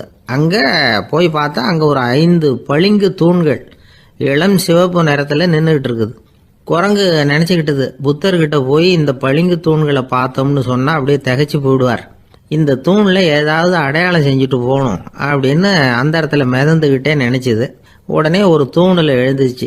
என்ன எழுதிச்சுன்னா, ஒரு மகா ஞானி இங்கே வந்துட்டு போகிறார் அப்படின்னு எழுதிச்சு. எழுதிவிட்டு அப்படியே கீழே தாவி புத்தரோட உள்ளங்கையில் உட்காந்துது. எப்படி பார்த்தீங்களா என்னுடைய வேலை? வான உலகத்துக்கே போய் அங்கே இருக்கிற 5 பளிங்கு தூண்களை பார்த்துட்டு அதில் நான் வந்த விவரத்தை எழுதி வச்சுட்டு அதுக்கப்புறம் இங்கே வந்திருக்கிறேன் அப்படின்னுது ரொம்ப பெருமையாக. அப்படியா அப்படின்னார் புத்தர். ஆமாம், சந்தேகமாக இருந்தால் வாங்க, அழைச்சிட்டு போய் காட்டுறேன் அப்படின்னுது அந்த குரங்கு. அதுக்கு தேவையில்லை, அப்படியே கொஞ்சம் கீழே குனிஞ்சு பார், தெரியும் அப்படின்னார் புத்தர். அங்கே பார்த்தா புத்தரோட உள்ளங்கை தெரிஞ்சுது. நல்லா உத்து பார்த்துது. அவரோட ஒரு விரலில் அது எழுதிய வாசகம் தெரிஞ்சுது. குரங்கு யோசனை பண்ணிச்சு, அப்படின்னா வானத்தில் நான் பார்த்தது புத்தரோட விரல்களா அப்படின்னு யோசிச்சுது. இதை புரிஞ்சுக்கிட்ட உடனே அந்த குரங்கோட கர்வம் அழிஞ்சு போச்சான். நம்ம மனசு தான் இந்த குரங்கு. மனம்ங்கிறதும் ஆணவம்ங்கிறதும் ஒரு நாணயத்தின் 2 பக்கங்கள். மனம் உள்ளவரை ஆணவமும் இருக்கும். மனம் அழிஞ்சாதான் ஆணவம் அழியும். மனம் அழிய வேண்டும் அப்படின்னு பெரியவங்க சொல்றது இந்த அர்த்தத்தில் தான். நம்ம ஆளுங்க சவால் விடுறதெல்லாம் வேற மாதிரி. ஒருத்தன் ஒரு வாய்க்காலை தாண்டுறேன்னு பந்தயம் கட்டி தாண்ட முடியாமல் வாய்க்காலில் விழுந்து காலை உடச்சிக்கிட்டு கட்டு போட்டுக்கிட்டு வந்தான். ஏன்டா அப்படின்னு கேட்டாங்க. நான் பந்தயம் கட்டின நேரம் சரியில்லை அப்படின்னா. எப்படிறான்னு கேட்டிருக்காங்க. வாய்க்காலில் தண்ணி இருக்கிற நேரமாக பார்த்து பந்தயம் கட்டியிருக்கணும் அப்படின்னா. ஒரு ஊரில் ஒரு ஆள் இருந்தான். அவனுக்கு ஒரே ஒரு மகள். அவளை நல்ல இடத்துல கட்டி கொடுக்கணும்னு ஆசைப்பட்டான். அதுக்காக மாப்பிள்ளை தேடிக்கிட்டு இருந்தான். அவன் கொஞ்சம் வசதியான ஆள். அதனால் நிறைய பேர் வந்தாங்க. இருந்தாலும் ஒரு நல்ல குணமுள்ள மாப்பிள்ளையாக இருக்கணும் அவன் எதிர்பார்த்தான். அப்படி இருக்கணும்னு தொடர்ந்து முயற்சி பண்ணான். கடைசியாக ஒரு 3 பேர் கிடைச்சாங்க. அந்த 3 பேரில் யாரை தேர்ந்தெடுக்கிறது, இதுதான் அவனுக்கு வந்த குழப்பம். இந்த நிலைமையில் ஒரு பெரியவரை தேடி போனான். அவர்கிட்ட தன்னுடைய பிரச்சனையை சொன்னான். அவர் கொஞ்சம் யோசனை பண்ணார். அதுக்கப்புறம் 3 பேரையும் கூப்பிட்டார். இதை பாருங்கப்பா, உங்கள் 3 பேருக்கும் 3 மாத கால அவகாசம் தர்றேன். நீங்கள் இப்போ போகலாம். 3 மாதம் கழித்து திரும்பி வரலாம். அப்படி வரும்பொழுது இந்த 3 மாத காலத்தில் நீங்கள் செஞ்ச நல்ல காரியம் ஏதாவது ஒன்று சொல்லணும். அதை வச்சு உங்களில் ஒருத்தரை நாங்கள் தேர்ந்தெடுத்துக்கிறோம் அப்படின்னு சொன்னாராம். 3 பேரும் சரின்னு சொல்லிவிட்டு திரும்பி போயிட்டாங்க. 3 மாதம் ஆச்சு. அதுக்கப்புறம் ஒரு நாள் திரும்பி வந்தாங்க. அவர் அவங்கள கூப்பிட்டு உட்கார வச்சார். அப்புறம் கேட்டார், இப்போ சொல்லுங்கள், இந்த 3 மாத காலத்தில் நீங்கள் செஞ்சுருக்கிற ஏதாவது ஒரு நல்ல காரியத்தை சொல்லுங்க அப்படின்னார். முதல்ல ஒருத்தன் எழுந்திரிச்சு நின்னான். ஐயா, எங்கள் அப்பா இறந்த பிறகு அவரோட கணக்கு வழக்குகளை எடுத்து பார்த்துக்கிட்டு இருந்தேன். அவர் ஒரு வியாபாரிகிட்ட 10,000 ரூபா கடன் வாங்கியிருக்கிறதாக எழுதியிருந்தார். அந்த வியாபாரியும் இப்போ உயிரோடு இல்லை. இருந்தாலும் அந்த வியாபாரியோட மகனை தேடி கண்டுபிடிச்சேன். கணக்கு புத்தகத்தை காட்டினேன். உங்கள் அப்பா கிட்ட 10,000 ரூபா கடன் வாங்கியிருக்கிறதாக இதை எழுதியிருக்கிறார். அதனால் அதை திருப்பி கொடுக்கறதுக்காக வந்திருக்கிறேன். இந்தாங்க அந்த பணம் அப்படின்னு சொல்லி கொடுத்துட்டு வந்துட்டேன் அப்படின்னு நானும். இதை பெரியவர் கவனமாக கேட்டுக்கிட்டார். அதுக்கப்புறம் 2வது இளைஞன் எழுந்திரிச்சான். ஐயா, நான் போன மாதம் ஒரு நாள் ராத்திரி வேளையில் ஒரு காட்டுப்பாதை வழியாக எங்கள் ஊருக்கு போய்கிட்டு இருந்தேன். அந்த சமயத்தில் அந்த வழியாக வந்துக்கிட்டு இருந்த ஒரு வழிப்போக்கர்கிட்ட 4-5 திருடர்கள் வம்பு வளர்த்து அவர்கிட்ட இருந்த பொருளை எல்லாம் கொள்ளையடிச்சிக்கிட்டு இருந்தாங்க. நான் உடனே ஒரு குச்சியை எடுத்துகிட்டு ஓடினேன். அந்த திருடர்களை அடித்து விரட்டினேன். பொருளை எல்லாம் மீட்டு அந்த வழிப்போக்கர்கிட்ட ஒப்படைச்சேன். அவரை பத்திரமா அழைச்சிக்கிட்டு போய் அவர் வீட்டில் விட்டுட்டு வந்தேன் அப்படின்னு நானும். இதையும் பெரியவர் கவனமாக கேட்டுக்கிட்டார். அடுத்தபடியாக 3வது இளைஞன் எழுந்திரிச்சான். ஐயா, போன மாதம் ஒரு நாள் நான் ஒரு மலைப்பாதை வழியாக போய்கிட்டு இருந்தேன். மலைப்பாதை விளிம்பில் ஒரு மதகு கட்டை, அது மேலே ஒரு ஆள் படுத்து தூங்கிட்டு இருந்தான். அந்த பக்கம் தவறி உருண்டு விழுந்திருந்தான்னா அதில் பாதாளம். அது மலையடி வாரத்தில் போய் தான் விழணும். அவ்வளவு பள்ளம். அது தெரியாமல் அவன் பாட்டுக்கு தூங்கிட்டு இருந்தான்.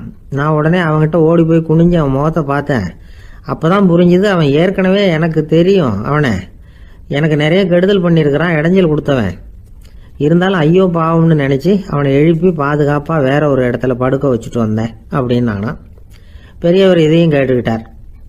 அதுக்கப்புறம் அவங்க 3 பேரையும் பார்த்து, நீங்கள் போகலாம், நாங்கள் யோசித்து முடிவு பண்ணி உங்களுக்கு சொல்லி அனுப்புகிறோம் அப்படின்னாராம். அந்த இளைஞர்கள் புறப்பட்டு போயிட்டாங்க. அதுக்கப்புறம் அந்த பெண்ணோட அப்பாவை பார்த்து சொன்னார், இந்த 3 பேருமே நல்ல பிள்ளைங்க தான், அதில் ஒன்றும் சந்தேகம் இல்லை. இருந்தாலும் இந்த 3 பேர் செஞ்ச செயல்களையும் ஒப்பிட்டு பார்க்க வேண்டியிருக்கு. முதல் இளைஞன் நேர்மைக்கு எடுத்துக்காட்டாக விளங்குறான். இந்த காலத்தில் இது மாதிரி இளைஞர்களை பார்க்கறது ரொம்ப கஷ்டம்தான். இருந்தாலும் அவன் கடமையை தான் செஞ்சான். 2வது இளைஞன் நல்ல வீரன், தைரியசாலி. ஒரு வீரன் எதை செய்யணுமோ அதைத்தான் இவன் செஞ்சான். இவன் ஒரு லட்சிய மனிதன். 3வது இளைஞன் தன்னுடைய பகைவனுக்கே உதவி செஞ்சிருக்கான். அவன் உயிரை காப்பாற்றியிருக்கிறான். பகைவனுக்கு அருள்வதுங்கிறது ஒரு சாதாரண மனுஷனால் செய்யக்கூடிய காரியம் இல்லை. பகையை மறக்கிறதும் பகைவனுக்கு அருள்வதும் தெய்வீக பண்புகள். அதனால் இவனையே உன்னுடைய மகளுக்கு ஏற்ற மாப்பிள்ளையா தேர்ந்தெடுக்கலாம் அப்படின்னு சொன்னாங்களாம். ஒரு நல்ல நாளில் அவங்களுக்கு திருமணம் நல்ல விதமாக நடந்து முடிஞ்சுதான். இது சுவாமி சின்மயானந்தர் சொல்லியிருக்கிற ஒரு கதை. இதிலேருந்து நாம் புரிந்து கொள்ள வேண்டிய ஒரு கருத்து, நமக்கு கெடுதல் பண்ணவங்களுக்கும் நாம் நல்லது செய்யணும். ஆனால் நடைமுறையில் அப்படி நம்மளால் செய்ய முடியறதில்ல. அதுதான் சிக்கல். நம்மால் ஒருத்தங்கிட்ட கேட்டான், ஏண்டா உன்னுடைய பகைவன் ஒருத்தன் அது மாதிரி ஒரு மலைப்பாதை மதகு கட்டையில் படுத்திருந்தா உடனே நீ என்ன நினைப்ப அப்படின்னு கேட்டோம்.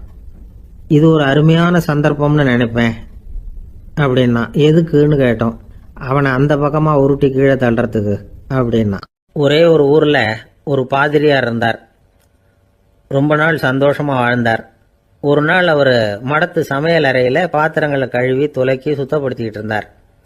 அந்த சமயத்தில் ஒரு தேவதூதன் அவர் முன்னாடி வந்து நின்னான். இவர் நிமிர்ந்து பார்த்தார். ஆண்டவர் என்னை உங்ககிட்ட அனுப்பியிருக்கிறார், பரலோகத்தில் வாசம் செய்யறதுக்கு உங்களுக்கு நேரம் வந்துட்டுது அப்படின்னு அந்த ஆள். ஆண்டவருக்கு என்னோட ஞாபகம் வந்ததுக்கு நன்றி. ஆனாலும் இப்போ இங்கே நீயே பாரு, எவ்வளவு பாண்டங்கள் பாக்கி இருக்கு, இவ்வளவையும் நான் சுத்தப்படுத்த வேண்டியிருக்கு. நான் நன்றி கெட்டவனாக இருக்க விரும்பலை. இந்த பணியை முடிக்கிற வரைக்கும் என்னுடைய பரலோக வாழ்வை தள்ளி வைக்க முடியுமா? நீ என்ன நினைக்கிற அப்படின்னு கேட்டார். தேவதூதன் தனக்கே உரிய விவேகத்தோட அன்போட பாதிரியாரை பார்த்தான். சரி, என்ன செய்யலாம்ங்கிறத அப்புறம் சொல்கிறேன் அப்படின்னு சொல்லிவிட்டு புறப்பட்டு போயிட்டான். ஒரு நாள் அந்த பாதிரியார் தோட்டத்தில் உள்ள களைகளை எல்லாம் ஒரு களை கொத்தியால் கொத்தி களை எடுத்துக்கிட்டு இருக்கிறார். அந்த சமயத்தில் இந்த தேவதூதன் மறுபடியும் அவர் முன்னாடி நிற்கிறான். பாதிரியார் பார்த்தார். இதை பாரு, இந்த தோட்டம் பூராவும் எவ்வளவு களை மண்டி கிடக்கு, பரலோகம் கொஞ்ச காலம் எனக்காக பொறுத்திருக்கலாம்னு நீ நினைக்கிறியா அப்படின்னு கேட்டார். தேவதூதன் சிரிச்சுக்கிட்டே மறுபடியும் மறைஞ்சிட்டான். மறுபடியும் அவர் களை எடுக்கிறது, தானிய களஞ்சியத்துக்கு வர்ணம் பூசுறது, இப்படிப்பட்ட வேலைகளில் ஈடுபட்டிருக்கார். இன்னொரு நாள் ஒரு மருத்துவமனையில் நோயாளிகளை கவனிச்சுக்கிட்டு ரொம்ப தீவிரமாக இருக்கிறார் அந்த பாதிரியார். ஒரு நோயாளியோட தாகத்துக்கு தண்ணீர் கொடுத்துட்டு நிமிர்ந்து பார்க்குறப்போ தேவதூதன் மறுபடியும் அவர் முன்னாடி நிற்கிறான். இந்த தடவை பாதிரியார் தன்னலமற்றவராக பேரன்பை காட்டக்கூடிய வகையில் தன்னுடைய 2 கைகளையும் உயர்த்தியபடி தேவதூதனின் கவனத்தை பிணியால் வாடக்கூடிய நோயாளிகளின் பக்கம் திருப்பினாராம். தேவதூதன் ஒன்றும் சொல்லலை, மறைஞ்சிட்டான். அன்னைக்கு சாயந்தரம் பாதிரியார் மடத்தில் உள்ள தன்னுடைய அறைக்கு போய் இளைப்பாறினார். யோசிச்சு பார்த்தார். தேவதூதனையும் தேவதூதனின் விருப்பத்தையும் பல நாள் தள்ளி போட்டு வந்ததையும் அவர் ரொம்ப நினச்சி பார்த்தார். திடீர்னு தான் முதுமை அடைகிறதையும் சோர்வு அடைகிறதையும் உணர்ந்தார். ஆண்டவரை நினைச்சார். ஆண்டவரே, உம்முடைய தூதனை மறுபடியும் என்கிட்ட அனுப்புனா நான் சந்திக்கிறதுக்கு ஆவலாக இருக்கேன் அப்படின்னு சொல்கிறப்பவே தேவதூதன் பக்கத்தில் நின்னான். பாதிரியார் நிமிர்ந்து பார்த்தார். நீ இப்போவே என்னை அழைச்சிக்கிட்டு போக விரும்பினா நான் பரலோகத்துக்கு வர்றதுக்கு தயாராக இருக்கேன்னார். தேவதூதன் அந்த பாதிரியாரை அன்போடவும் விவேகத்தோடவும் பார்த்து, நீங்கள் என் கூட பரலோகத்துக்கு வர்ற தயாராக இருக்கிறதா சொல்கிறீங்க, ஆனால் நீங்கள் இது வரைக்கும் வேற எங்கே இருந்ததா நினைக்கிறீங்க அப்படின்னு நானும். அப்படின்னா இது வரைக்கும் இருந்த இடம் தான் பரலோகம் அப்படிங்கிறத உணர்த்தியிருக்கிறான். பரலோகம்னா என்னன்னு புரிஞ்சுக்கிறதுக்கு இந்த சம்பவம் நமக்கு உதவியாக இருக்குது. தொண்டு செய்கிறத விட பெரிய செயல் வேற எதுவும் இருக்க முடியாது. அது நம்ம மனசுக்கு கொடுக்குற சுகத்தை வேற எதுவும் கொடுக்க முடியாது.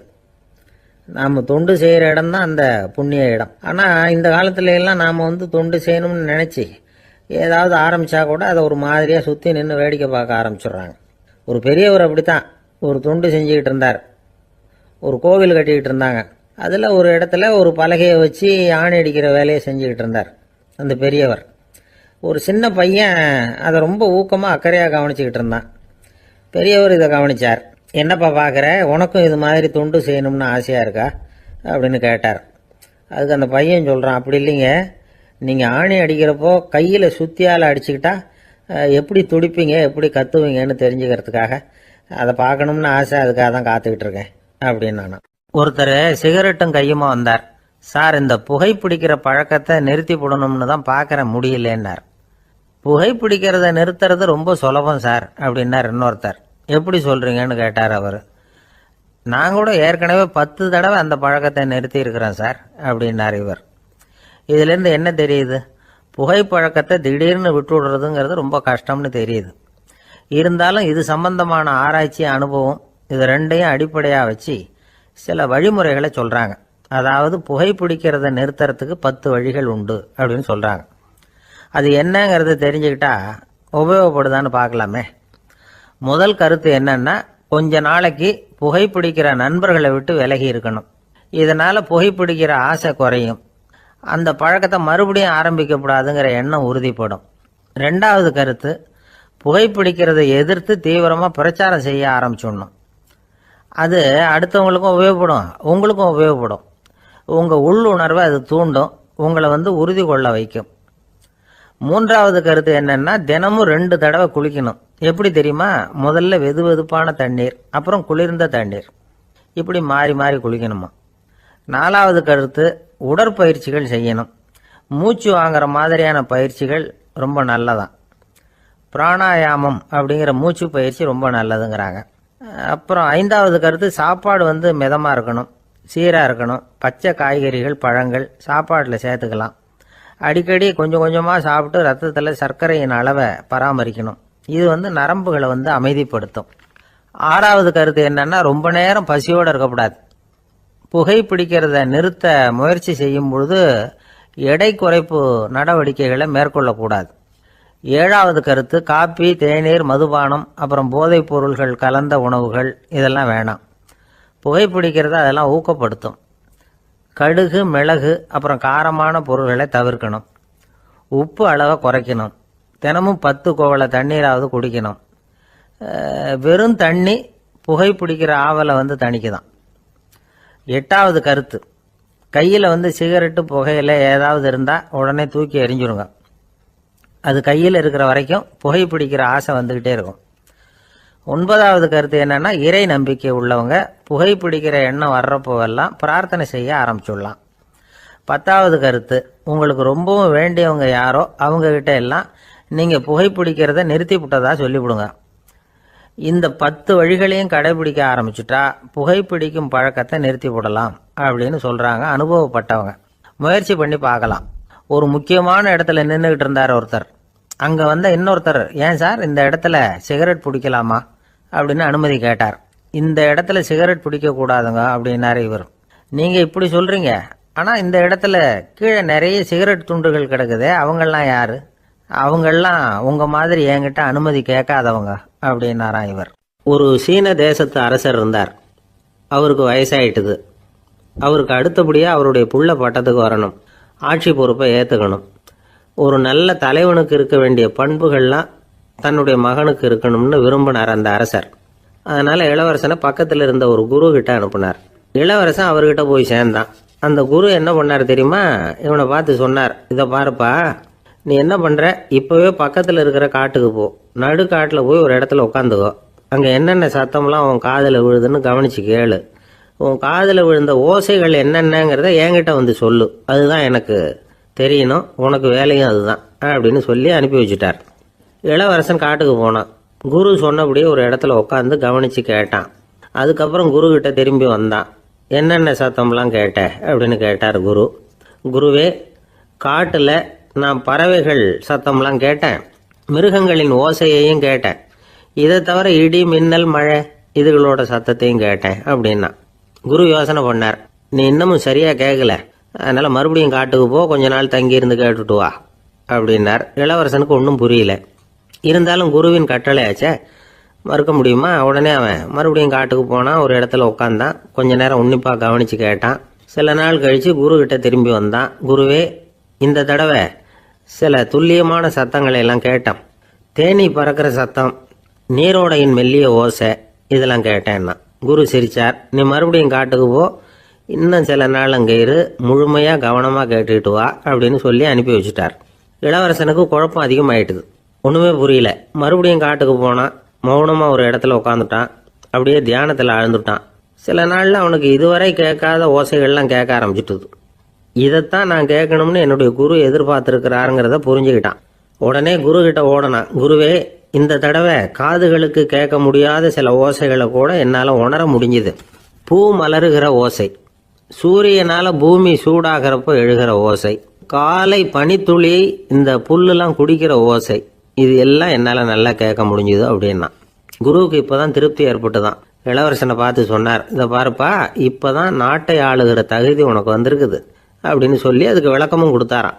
எந்த அரசன் தன்னுடைய மக்களின் இதயம் பேசுகிற மௌன மொழியை, மௌன வார்த்தைகளை கேட்குறானோ அவன்தான் ஆள தகுதி உள்ளவன்.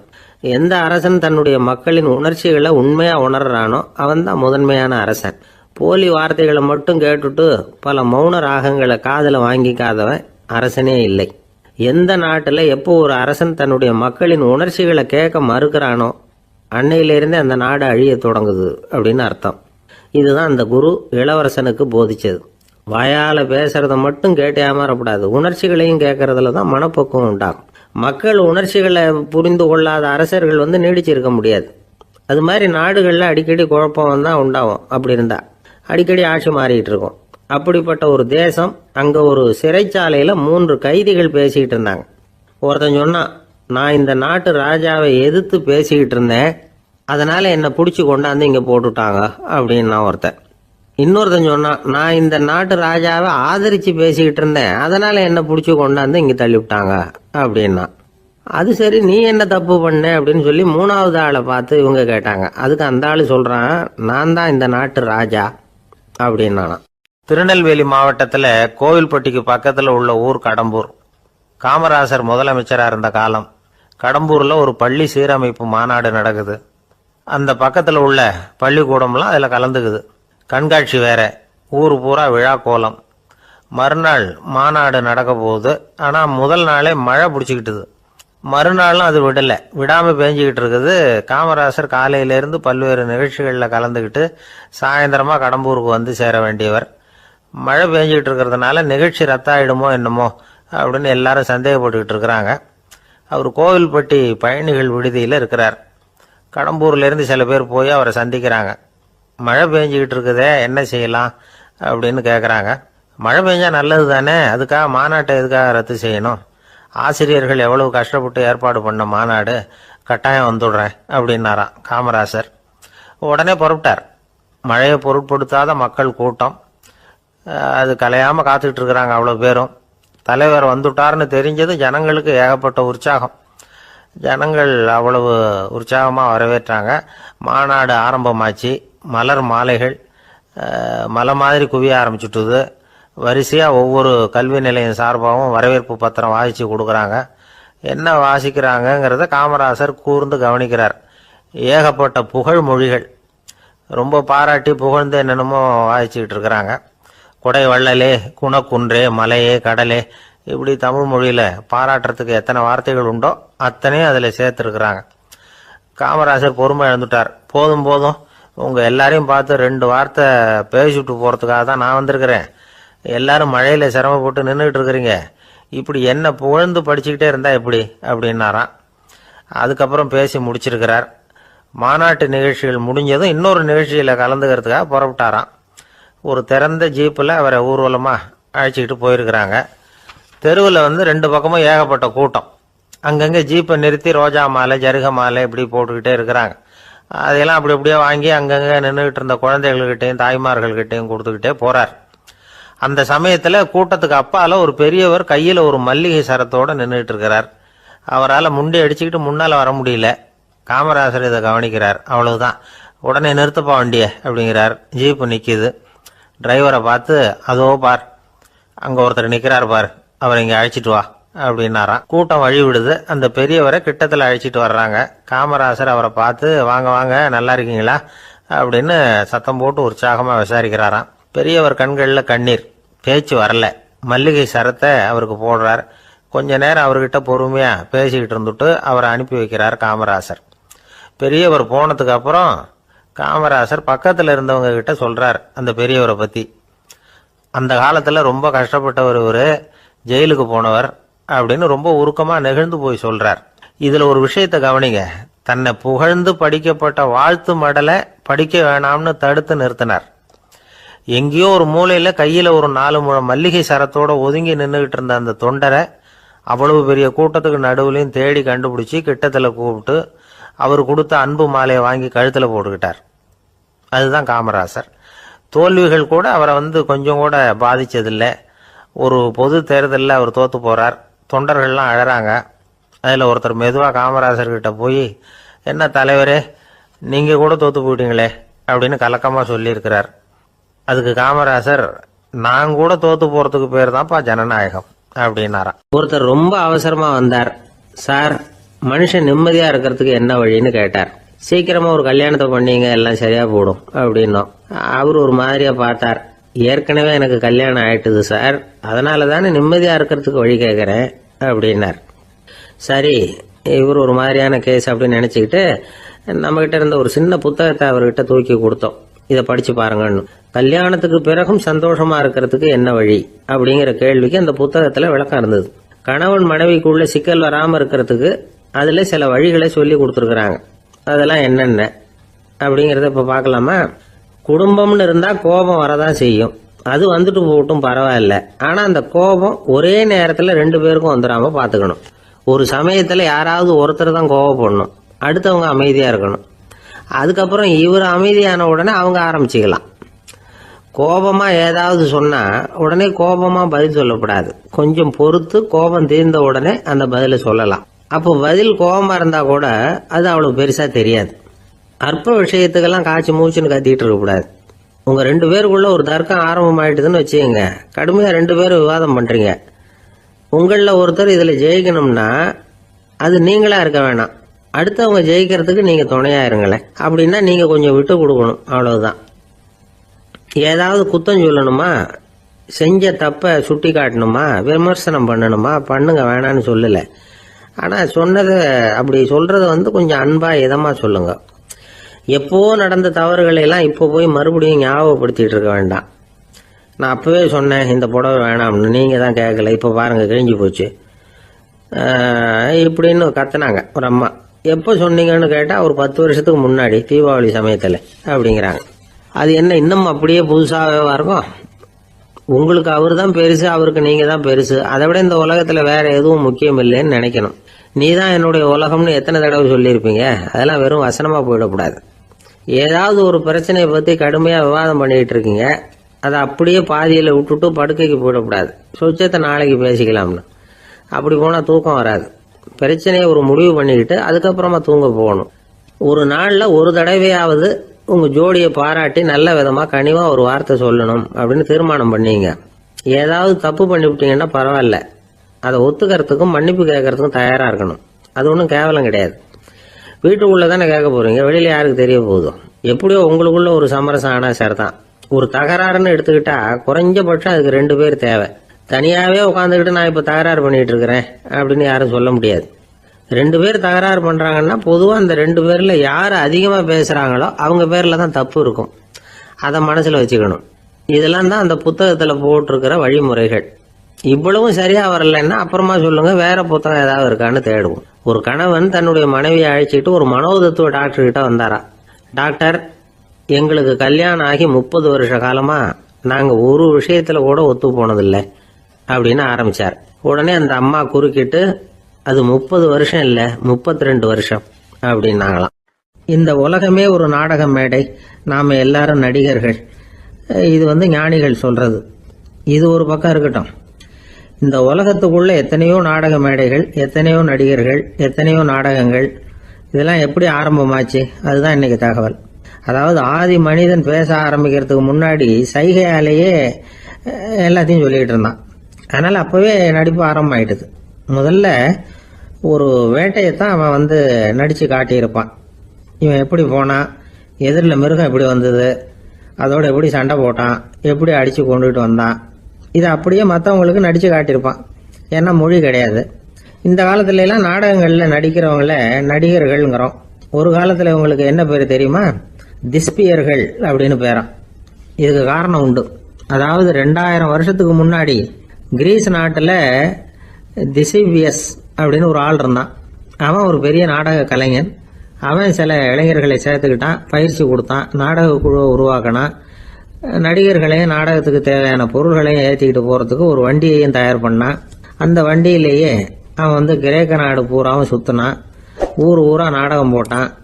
ஒரு ஊருக்கு போனதும் அங்க நாடகம் நடத்த தியேட்டர் இருக்கா அப்படிங்கன்னு எல்லாம் பாக்குறது இல்ல அவன். ஏன்னா அப்போலாம் தியேட்டர்னா என்னன்னு தெரியாது. நாடகம்னா அது ஒரு மூடிய கொட்டைக்குள்ளதான் நடத்தணுங்கிறது அப்ப யாருக்குமே தோணல. இந்த வண்டி போகும், அதுவே ஒரு பகுதி அப்படியே ஒரு மேடை மாதிரி விரிச்சுக்கும். அதுல ஏறி நின்றுகிட்டு நாடகத்தை நடிச்சு காட்டுவாங்களாம். மக்கள்லாம் எதிரில் தரையில உட்காந்து அதை பார்த்துக்கிட்டு இருக்கிறது. உலகத்தின் முதல் நடமாடும் தியேட்டர் இதுதானா. இந்த திசிபியஸ் தான் முதலா உலகத்துல நாடகம்ங்கிற பொழுதுபோக்க நடத்தி காட்டினவன் அப்படின்னு சொல்றாங்க. அவன் சொந்தமா நாடகம் எழுதுனா, நடிச்சான், நாடகத்தை இயக்கினான். அதனாலதான் அவனை first man of the theatre அப்படின்னு சொல்லுவாங்க. அவன் தான் நாடக மேடையின் முன்னோடி. கிரேக்கர் காலத்திலேயே நாடக ஆசிரியர்கள், நடிகர்கள், ரசிகர்கள் இவங்கெல்லாம் உருவாயிட்டாங்களாம். நாடகத்தின் சரித்திரத்தில் இந்த 3 பிரிவும் ரொம்ப முக்கியம். அதாவது கிரேக்க தியேட்டர்கள்லாம் திறந்த வெளி மேடைகள் தான். பெரும்பாலும் மலைச்சரிவுகள், அதுவே படிப்படியாக பண்ணியிருப்பாங்க. கீழே அரைவட்ட வடிவில் மேடை, அதுக்கு ஆர்கெஸ்ட்ரான்னு பேர்.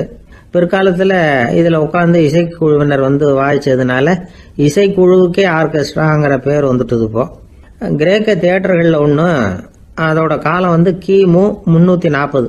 அதை இன்னமும் பாதுகாத்து வச்சிருக்கிறாங்களாம். எபிடாரஸ் அப்படிங்கிற இடத்துல அது இருக்குதான். இன்னமும் அந்த தியேட்டரை பயன்படுத்திட்டு வர்றாங்களாம்.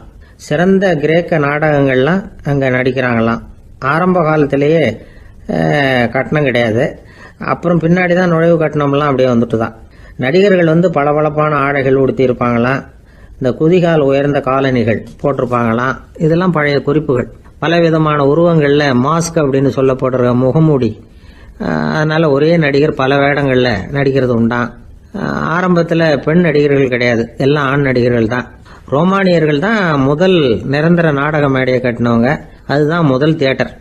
கிமு 1048 காலகட்டத்தில் பாம்பிங்கிற நகரத்தில் அதை கட்டியிருக்கிறாங்களாம். கிரேக்க ரோமானிய தியேட்டர்களின் அடிப்படையிலேயே இந்த இத்தாலிய வடிவ அமைப்பாளர்கள் இந்த குதிரை லாட வடிவில் ஒரு ஆடிட்டோரியத்தை உருவாக்கினாங்களாம்.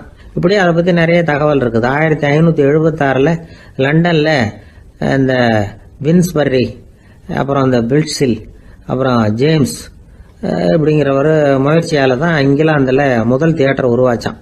அப்படி ஒருத்தர் இருந்தாராம். உலக நாடக மேடையின் வரலாறு இதுதான். அதாவது இப்பெல்லாம் அறிவியல் வளர்ச்சி அதிகமாயிட்டுது. திரைப்படம், தொலைக்காட்சி எல்லாம் வந்தாச்சு. ஒவ்வொரு வீடுமே ஒரு குட்டி தியேட்டர் மாதிரி ஆயிட்டுது. தொலைக்காட்சி முன்னாடி உட்காந்து எழுந்திருக்கவே மனசு வர்றதில்லை. ஒரு அம்மா ஒரு மனோதத்துவ டாக்டரை தேடிட்டு வந்தாங்களாம் இந்த காலத்தில். டாக்டர், எங்கள் வீட்டுக்காரர் எப்போ பார்த்தாலும் டிவி முன்னாடி உட்காந்துக்கிட்டு அதையே வெறிச்சு பார்த்துக்கிட்டு இருக்கிறார், உத்து பார்த்துக்கிட்டு இருக்கார், எனக்கு சந்தேகமாக இருக்குன்னாங்களாம். இது மனக்கோளாறு இல்லைங்க, ஆர்வ கோளாறு, அவ்வளவுதான், இதுக்காக பயப்படாதீங்கன்னாராம் டாக்டர். அப்படி இல்லை டாக்டர், டிவி ஓடும் பொழுது நாம எல்லாம் அதை பார்க்குறோம் சரி, ஆனால் அவர் அப்படி இல்லை, டிவியை நிறுத்தினதுக்கு அப்புறமும் அதையே உத்து பார்த்துட்டு உட்காந்துருக்கிறார், அதனால தான் சந்தேகப்பட்டு உங்ககிட்ட வந்தேன் அப்படின்னாங்களாம். ஒரு அரசனும் அமைச்சரும் ஒரு நாள் ரொம்ப சாவகாசமா பேசிக்கிட்டு இருந்தாங்களாம். அரசன் அமைச்சரை பார்த்து ஒரு கேள்வி கேட்டிருக்கார். ஏங்க அமைச்சரே, ஆசை இல்லாத ஒரு மனுஷனால இருக்க முடியுமா அப்படின்னு. ஏன் முடியாது, துறவி அப்படிங்கிறவங்கெல்லாம் அப்படிப்பட்டவங்க தானே அப்படின்னாராம் அமைச்சர். அவங்கெல்லாம் உண்மையிலேயே ஆசையை விட்டவங்க தானா அப்படின்னு கேட்டாராம் ராஜா. அப்படிதான் இருக்கணும் அப்படின்னாராம் அமைச்சர். அப்படின்னா ஆசையே இல்லாத ஒரு உண்மையான துறவியை நான் பார்க்கணுமேன்னார். அது என்ன பிரமாதம், அதுக்கு நான் ஏற்பாடு பண்ணுறேன் அப்படின்னு விட்டார் இவர். சொல்லிவிட்டு உடனே புறப்பட்டு போனார். அங்கே இங்கே தேடினார். அப்புறம் தான் அவருக்கு புரிஞ்சுது உண்மை துறவியை கண்டுபிடிக்கிறது எவ்வளவு கஷ்டமான காரியம்னு. இருந்தாலும் ராஜா கிட்ட சொல்லியாச்சே உண்மை துறவியை காட்டுறேன்னு. இப்போ என்ன பண்ணுறது, ராஜா கிட்ட சொன்னபடி நடக்கலைன்னா அவருக்கு கோவம் வந்துடும். அமைச்சர் ஒரு யோசனை பண்ணார். அவருக்கு ஒரு வழி தெரிஞ்சுது. அதுதான் சரின்னு முடிவு பண்ணார். அதாவது அந்த ஊரில் அவருக்கு தெரிஞ்ச நாடக நடிகர் ஒருத்தர் இருக்கிறார், நல்லா நடிப்பார். அவரை போய் பார்த்தார். இதை பாருப்பா, எனக்காக நீ ஒரு காரியம் செய்யணும்னார். என்னன்னு கேட்டார் அவர். நீ ஒரு துறவி மாதிரி கொஞ்ச நேரத்துக்கு நடிக்கணும். ராஜா உன்னை பார்த்துட்டு போகிற வரைக்கும் நடி, அது போதும், அதுக்காக உனக்கு 10,000 ரூபா தரேன் அப்படின்னார். அவர் எந்த காலத்தில் இவ்வளவு பணத்தை மொத்தமாக பார்த்துருக்கார். அதனால் உடனே சரின்னு ஒத்துக்கிட்டார். அமைச்சர் அரண்மனைக்கு திரும்பி வந்தார். என்ன அமைச்சரே, இன்னுமா ஒரு உண்மையான துறவி கிடைக்கலன்னார். உண்மையான துறவி ஒருத்தரை இப்போ தான் கொஞ்ச நேரத்துக்கு முன்னாடி பார்த்து பேசிவிட்டு வர்றேன். அவர் நம்ம ஊருக்கு வெளியில் குளத்தங்கரையில் உள்ள ஒரு ஆலமரத்துக்கு அடியில் உட்காந்துருக்கிறார் அப்படின்னார் இவர். அப்படின்னா உடனே புறப்படுங்க அப்படின்னார் ராஜா. பரிவாரங்களோடு புறப்பட்டார்.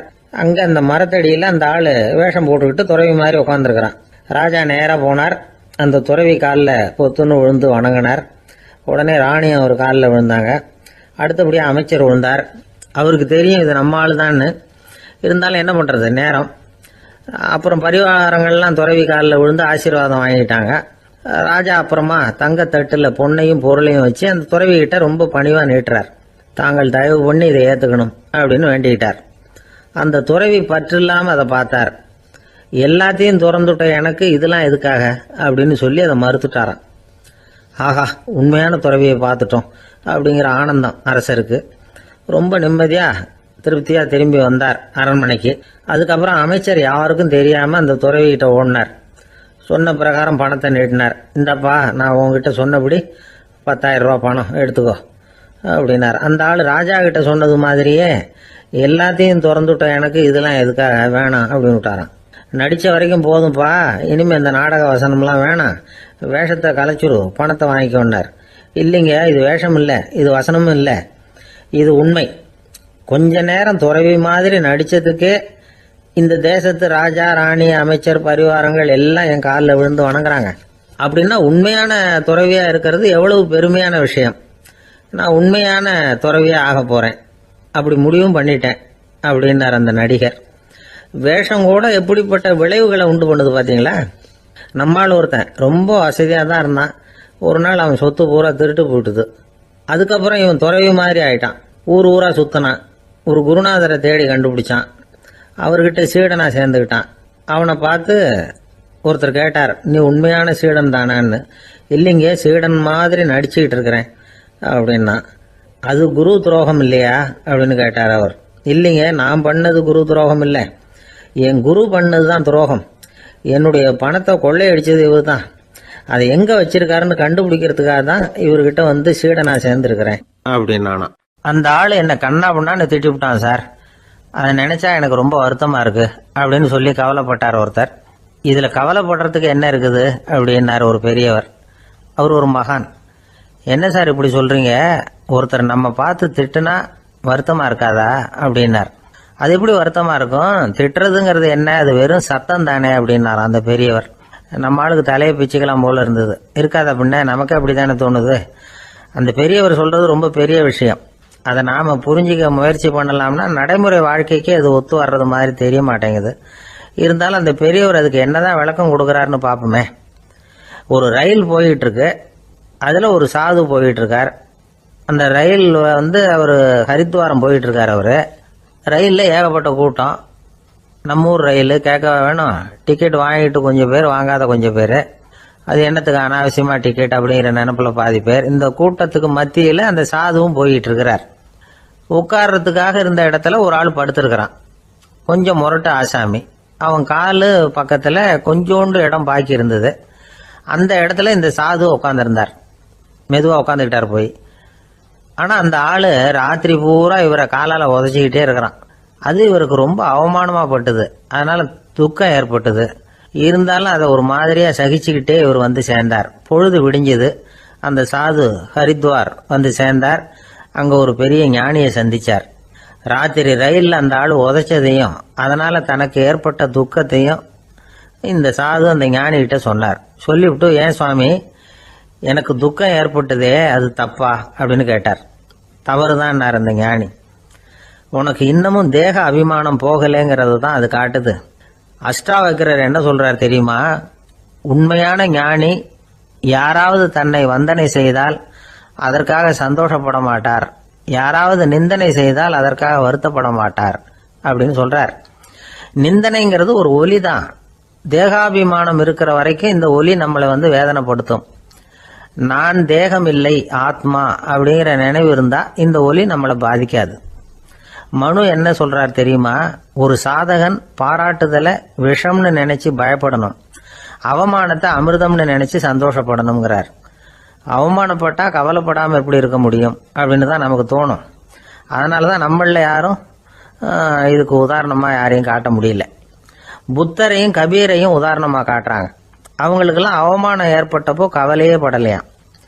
புத்தரை அவமானப்படுத்தணுங்கிறதுக்காக கௌசாம்பி ராணி ஒரு இளம் பெண்ணை கொலை பண்ணி சடலத்தை புத்தர் குடிசைக்கு முன்னாடி போட சொன்னார். போட்டாங்க. புத்தர் தான் அந்த பொண்ணை கெடுத்து கொலை பண்ணி விட்டாருன்னு எல்லாரும் நினைச்சாங்க. ஆனா புத்தர் இதை பத்தி கவலையே படல. அப்புறமா உண்மை தெரிஞ்சதும் புத்தர் புகழ் இன்னும் அதிகமாயிட்டு. ஒரு பெரிய சபையில ஒரு மோசமான பொண்ணு நுழைஞ்சு தனக்கும் கபீருக்கும் சம்பந்தம் உண்டுன்னு சொன்னா கபீர் கவலைப்படல. அவங்க மாதிரியெல்லாம் நாமளும் இருக்க கத்துக்கணும். நிந்தனை, அபகீர்த்தி, அவமானம் எல்லாம் ஆண்டவன் கொடுக்கிற பிரசாதம்னு நினைக்கணும் அப்படின்னு சொல்றார் அந்த ஞானி. இதை கேட்ட இந்த காலத்து ஆசாமி ஒருத்தர், நான் கூட அப்படிதான் சார், யாராவது அவமானப்படுத்தினா கவலைப்பட மாட்டேன், நேற்று கூட ஒருத்தர் என்ன பலார்னு அரைஞ்சுட்டார். நான் கொஞ்சம் கூட கவலைப்படலை, பேசாமல் வந்துட்டேன்னார். ஏன் அப்படி வந்துட்டீங்க அப்படின்னு. அவர் அரைஞ்சதுலேயும் ஒரு அர்த்தம் இருந்தது, அதனால தான் அப்படி வந்துட்டேன்னார். ஏன் அரைஞ்சாருன்னு கேட்டேன். 10 வருஷத்துக்கு முன்னாடி 15 ரூபா அவர்கிட்ட கடன் வாங்கினேன். அதை கேட்டு கேட்டு பார்த்துட்டு கடைசியாக தான் அரைஞ்சார் அப்படின்னார். ஆண்டவனுடைய பிரசாதம் இவருக்கு அடிக்கடி கிடைக்கும் போல இருக்கு.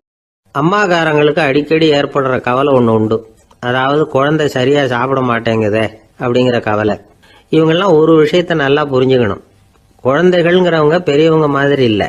அவங்க கடிகாரத்தில் மணியை பார்த்துட்டு சாப்பிட்றதுக்கு உட்கார்ற ரகம் கிடையாது. பசிச்சா சாப்பிடுவாங்க, இல்லைன்னா விளையாடுவாங்க அல்லது தூங்குவாங்க. அது புரியாம அவங்கள கட்டாயப்படுத்தி அல்லது மிரட்டி சாப்பிட வைக்கிறது ரொம்ப தப்பு. ஒரு 8 மாச குழந்தைக்கு 3 மணி நேரத்துக்கு ஒரு தடவை பசிக்கும். அந்த நேரம் பார்த்து சாப்பாடு கொடுத்தா அடம் பண்ணாம அது பாட்டுக்கு சாப்பிட்றோம். அதே குழந்தைக்கு 1 வயசு ஆகிறப்போ 4 மணி நேரத்துக்கு ஒரு தடவை பசிக்கும்.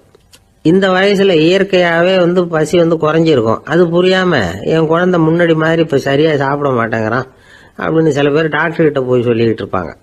இன்னொரு விஷயம், ஒரு குழந்தைக்கு வயசு அதிகமாகிற வேகத்துக்கு உடம்பு எடையும் அதிகமாகிக்கிட்டே போவாது. உடம்பு எடை அதிகமாகிற வேகம் குறைஞ்சிக்கிட்டே வரும். 6 மாச குழந்தைக்கு ஒரு வாரத்துல 150 கிராம் எடை கூடும். ஒரு வயசுல வாரத்துக்கு 71 கிராம் எடை கூடும். இது புரியாம அதிகமா சாப்பாட்டை கொடுத்து குழந்தைய கஷ்டப்படுத்தக்கூடாது. ஏன்னா அளவுக்கு மீறின உணவு அஜீரணத்தை உண்டு பண்ணிவிடும். குழந்தைக்கு ஒரு தட்டில் கொஞ்சமா ஆகாரத்தை வச்சு கொண்டுட்டு போய் கொடுக்கணும். மலை மாதிரி குவிச்சு வச்சா அதை பார்த்ததுமே பசி அடங்கி போயிடும். அடிச்சு மிரட்டி பயமுறுத்தி குழந்தைய சாப்பிட வைக்கிற பழக்கம் இருக்கு பாருங்க, அதுக்கு ஃபுட் ஃபோர்சிங் அப்படின்னு பேரு. இப்படி பண்ணுனா குழந்தைக்கு சாப்பாட்டில் விருப்பம் குறைஞ்சிரும், அதை கண்டாவே வெறுக்க ஆரம்பிச்சிரும். அது மாதிரி உளம் சார்ந்த பசி குறைவு, சைக்கோஜெனிக் அனோரெக்சியா, அது ஏற்படுமா. சாப்பாடுங்கிறதே ஒரு தண்டனை மாதிரி தோணும். குழந்தைகளுக்கு பிடிச்ச மாதிரியான ஆகாரத்தை கொடுக்கணும். சத்து அதிகம் இருக்குங்கிறதுக்காக அதுக்கு பிடிக்காத ஆகாரத்தை கொடுத்து கட்டாயப்படுத்தக்கூடாது. குழந்தைகளுக்கு 2 வயசு ஆகிறப்போ இயற்கையாகவே எதிர்மறை குணம் உண்டாகும். அதாவது அந்த எதிர்மறையா பேசுறது. இது மாதிரி சமயங்கள்ல நாம என்ன சொல்றோமோ அதுக்கு நேர்மாறா நடந்துக்கும். ஏட்டிக்கு போட்டி. சாப்பிட சொன்னா விளையாட போவோம், விளையாட சொன்னா சாப்பாடு கேட்கும். இதை புரிஞ்சுக்கிட்டு நடந்துக்கணும். குழந்தை சொன்ன பேச்சை கேட்கலேன்னு கோவப்படக்கூடாது. குழந்தை வளர வளர பிடிவாத குணம் வர்றது சகஜம். கேட்டதை வாங்கி கொடுத்தாதான் சாப்பிடுவேன் அப்படின்னு பிடிவாதம் பண்ணும். வாங்கி கொடுத்து விடுறது தான் உத்தமம். நீங்களும் அதுகிட்ட பிடிவாதம் பண்ணிட்டு இருக்கக்கூடாது. ஏன்னா கேட்டது கிடைக்கலையேங்கிற ஏமாற்றம் கூட குழந்தையோட பசியை குறைச்சிரும். கேட்டது கிடைச்சிட்டா பசி அதிகமாகும். கொடுத்ததை மளமளன்னு சாப்பிட்றோம். குழந்தைகளுக்கு கண்ட கண்ட நேரத்தில் சாப்பிட்றதுக்கு எதையாவது வாங்கி கொடுத்துக்கிட்டு இருந்தா சாப்பாட்டு நேரத்தில் சாப்பிடாம அடம் பண்ண ஆரம்பிச்சிடும். பள்ளிக்கூடம் போகிற பிள்ளைங்க காலை உணவை சரியாக சாப்பிட மாட்டாங்க. அச்சம், அவசரம், பரபரப்பு இதெல்லாம் தான் காரணம். பள்ளிக்கு புறப்படுறதுக்கு ஒரு 3/4 மணி நேரத்துக்கு முன்னாடியே சாப்பாடு போட்டுருங்க, அது சரியாக போடும். படிக்கிற குழந்தைகள் உடல் சோர்வு, மனச்சோர்வு இது காரணமாக கூட சாப்பிட மறுக்கிறது உண்டு. இப்போ உதாரணமா சாயந்தரம் விளையாடி விட்டு வீட்டுக்கு வந்ததும் சாப்பிட சொன்னா வேணாம்பாங்க. இது உடல் சோர்வு. ரொம்ப நேரம் வீட்டு பாடங்களை செஞ்சு முடிச்ச கையோட சாப்பிட சொன்னாலும் அவங்களால சரியா சாப்பிட முடியாது. இது உளச்சோர்வு, அதாவது மனச்சோர்வு. இதை தவிர குழந்தைகளுக்கு உடல் நலக்குறைவு ஏற்பட்டா கூட சாப்பிட மறுக்கிறது உண்டு. சில மருந்து மாத்திரைகள் கூட பசியை குறைச்சிரும். அதனால சரியா தெரிஞ்சுக்கிட்டு குழந்தைகளை சாப்பிட வைக்கணும். அது புரியாம கையில சாப்பாட்டு தட்டை வச்சுக்கிட்டு குழந்தைகளை விரட்டிக்கிட்டு அலையக்கூடாது. ஒரு சின்ன பையன் சொன்னான், எங்க அம்மா சாப்பாடு போடுறது தெரிஞ்சா நான் உடனே வீட்டை விட்டு வெளியில ஓடி போடுவேன் அப்படின்னா. ஏன் அப்படி பண்றேன்னு கேட்டோம். எங்க அப்பா கூட அது மாதிரி தான் சார் பண்ணுவார் அப்படிங்கிறான். ஒரு ஊர்ல ஒரு ராஜா இருந்தார். பெரிய அரண்மனையில தான் இருக்கிறார். எல்லா வசதியும் இருந்தது. இருந்தாலும் அவர் எல்லாரும் சொல்றது எப்படி தெரியுமா, பிச்சைக்கார ராஜா. அப்படி ஒரு பேர் அவருக்கு நிலைச்சு போச்சு. ஜனங்களும் சரி, மற்ற தேசங்களில் உள்ளவங்களும் சரி, அவர் அந்த பேர் சொல்லியே குறிப்பிடுறது வழக்கமா போட்டுது. இது அவருக்கு ரொம்ப கவலையா போச்சு. என்ன இது, நம்மளை தேடி வர்றவங்களுக்கெல்லாம் நாம சோறு போடுறோம், நம்ம புகழ்ந்து பாடல் ஏற்றி கொண்டு வர்ற புலவர்களுக்கெல்லாம் அவங்க எப்படி வந்தாலும் ஒருவேளை சோறு போடணுங்கிறது உத்தரவு. இவ்வளவுலாம் செஞ்சும் நம்மளை போய் பிச்சைக்கார ராஜான்னு எல்லாரும் சொல்றாங்களே, அது ஏன், எதுக்காக இப்படி சொல்றாங்க? இதுதான் ராஜாவுக்கு குழப்பம். சரி, இதை பத்தி நம்ம அமைச்சர்கள் கிட்ட கேட்கலாமா அப்படின்னு யோசனை பண்ணார். இந்த விஷயத்த போய் அவங்க கிட்ட எப்படி கேட்கறதுன்னு அவருக்கு தயக்கமா இருந்தது. கௌரவ குறைச்சலா தெரிஞ்சது அவருக்கு. சரி, சாதாரண குடிமக்கள் கிட்ட இதை பத்தி கேட்கலாமா அப்படின்னு யோசனை பண்ணார். கேட்கலாம், ஆனா அவங்க யாரும் ராஜா முன்னாடி வந்து நின்று தைரியமா பேசக்கூடிய அளவுக்கு இல்லை. ராஜாவோட குழப்பம் நாளுக்கு நாள் அதிகமா போச்சு. கடைசியா அவர் ஒரு முடிவுக்கு வந்தார். அதாவது இதை பத்தி ஒரு பிச்சைக்காரங்கிட்டே கேட்டு பார்த்துட்டா என்ன. இதுதான் அவர் பண்ண முடிவு. உடனே மாறு வேஷம் போட்டுக்கிட்டு நகர்வலம் போனார். ஒரு பிச்சைக்காரனை கண்டுபிடிச்சார். இதை பாருப்பா, நம்ம ராஜாவை எல்லாரும் பிச்சைக்கார ராஜான்னே சொல்றாங்களே, அதுக்கு என்ன காரணமா இருக்கும் அப்படின்னு கேட்டார். அதுக்கு அவன் சொல்றான், இதுக்கான பதில இன்னும் ஒரு 30 நாள்ல சொல்றேன் அப்படின்னா. உடனே இவருக்கு சந்தோஷம். உண்மையை அவங்ககிட்ட சொன்னார். நான் வேற யாரும் இல்லை, நான் தான் இந்த நாட்டு ராஜா. இப்ப நீ என் கூடவே வந்துடு, அரண்மனையிலேயே தங்கிக்கோ. 30 நாள் கழிச்சு எனக்கு பதில் சொல்லிவிட்டு அதுக்கப்புறமா நீ போகலாம் அப்படின்னு சொல்லி அழைச்சிட்டு வந்துட்டார். அரண்மனையில் ஒரு மூலையில் அவன் தங்கறதுக்கு இடம் கொடுத்தார். தினம் 2 வேளையும் இவனுக்கு சோறு போடுங்க அப்படின்னு உத்தரவு போட்டார். ராஜா கொடுத்த இடத்துல போய் உக்காந்துக்கிட்டான் அந்த பிச்சைக்காரன். தினமும் அந்த அரண்மனையில் நடக்கிறதையெல்லாம் கவனிச்சுக்கிட்டு வந்தான். வேளைக்கு சாப்பாடு வரும், சாப்பிட்டுக்கிட்டு இருக்கான். இப்படி 30 நாள் முடிஞ்சுது. ராஜா வந்தார். என்ன, என்னோட கேள்விக்கு பதில் என்னன்னு கண்டுபிடிச்சிட்டியான்னார். கண்டுபிடிச்சிட்டேன்னா. என்ன எல்லாரும் பிச்சைக்கார ராஜான்னு சொல்றாங்களே, அது நியாயமா படுதா உனக்குன்னு கேட்டார். நியாயமா தான் படுது, சந்தேகம் இல்லாம நீங்க பிச்சைக்கார ராஜா தான். என்னதான் நீங்க வசதியோடவும் படைபலத்தோடவும் இருந்தா கூட நீங்க எங்க வர்க்கத்தை சேர்ந்த ஆசாமி தான் அப்படின்னு அடிச்சு சொல்லிவிட்டான் அந்த ஆள். எதனால் அப்படி சொல்றேன்னு கேட்டார் இவர். அரசே, ஒரு உண்மையை கண்டுபிடிச்சு சொல்றதா நான் உங்ககிட்ட சொன்னேன். நீங்க ராஜ பரம்பரைன்னா உடனே உங்க கழுத்துல கிடக்கிற முத்து மாலையை கழட்டி பரிசா கொடுத்துருப்பீங்க, பொன்னையும் மணியையும் கொடுத்துருப்பீங்க. ஆனா நீங்க அப்படி செய்யல. என்ன ஒரு மூலையில உட்கார வச்சு 2 வேளை சோறு போட சொன்னீங்க.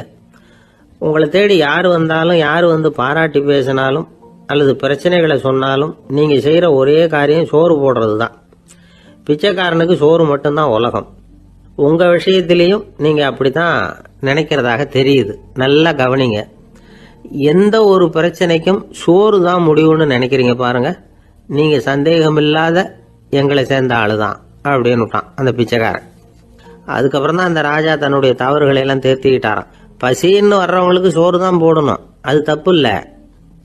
பாராட்ட வர்றவங்களுக்கெல்லாம் சோத்தையே போட்டு அனுப்புனா இப்படிதான் பேர் வரும். எனக்கு தெரிஞ்ச ஒருத்தர் தினமும் யாராவது ஒருத்தரை தன் வீட்டுக்கு அழைச்சிட்டு போவார், சாப்பாடு போட்டு அனுப்புவார். முன்னறிவிப்பு இல்லாம திடீர்னு ஒரு விருந்தாளியோட வீட்டுல போய் இவர் நிக்கிறது வழக்கம்.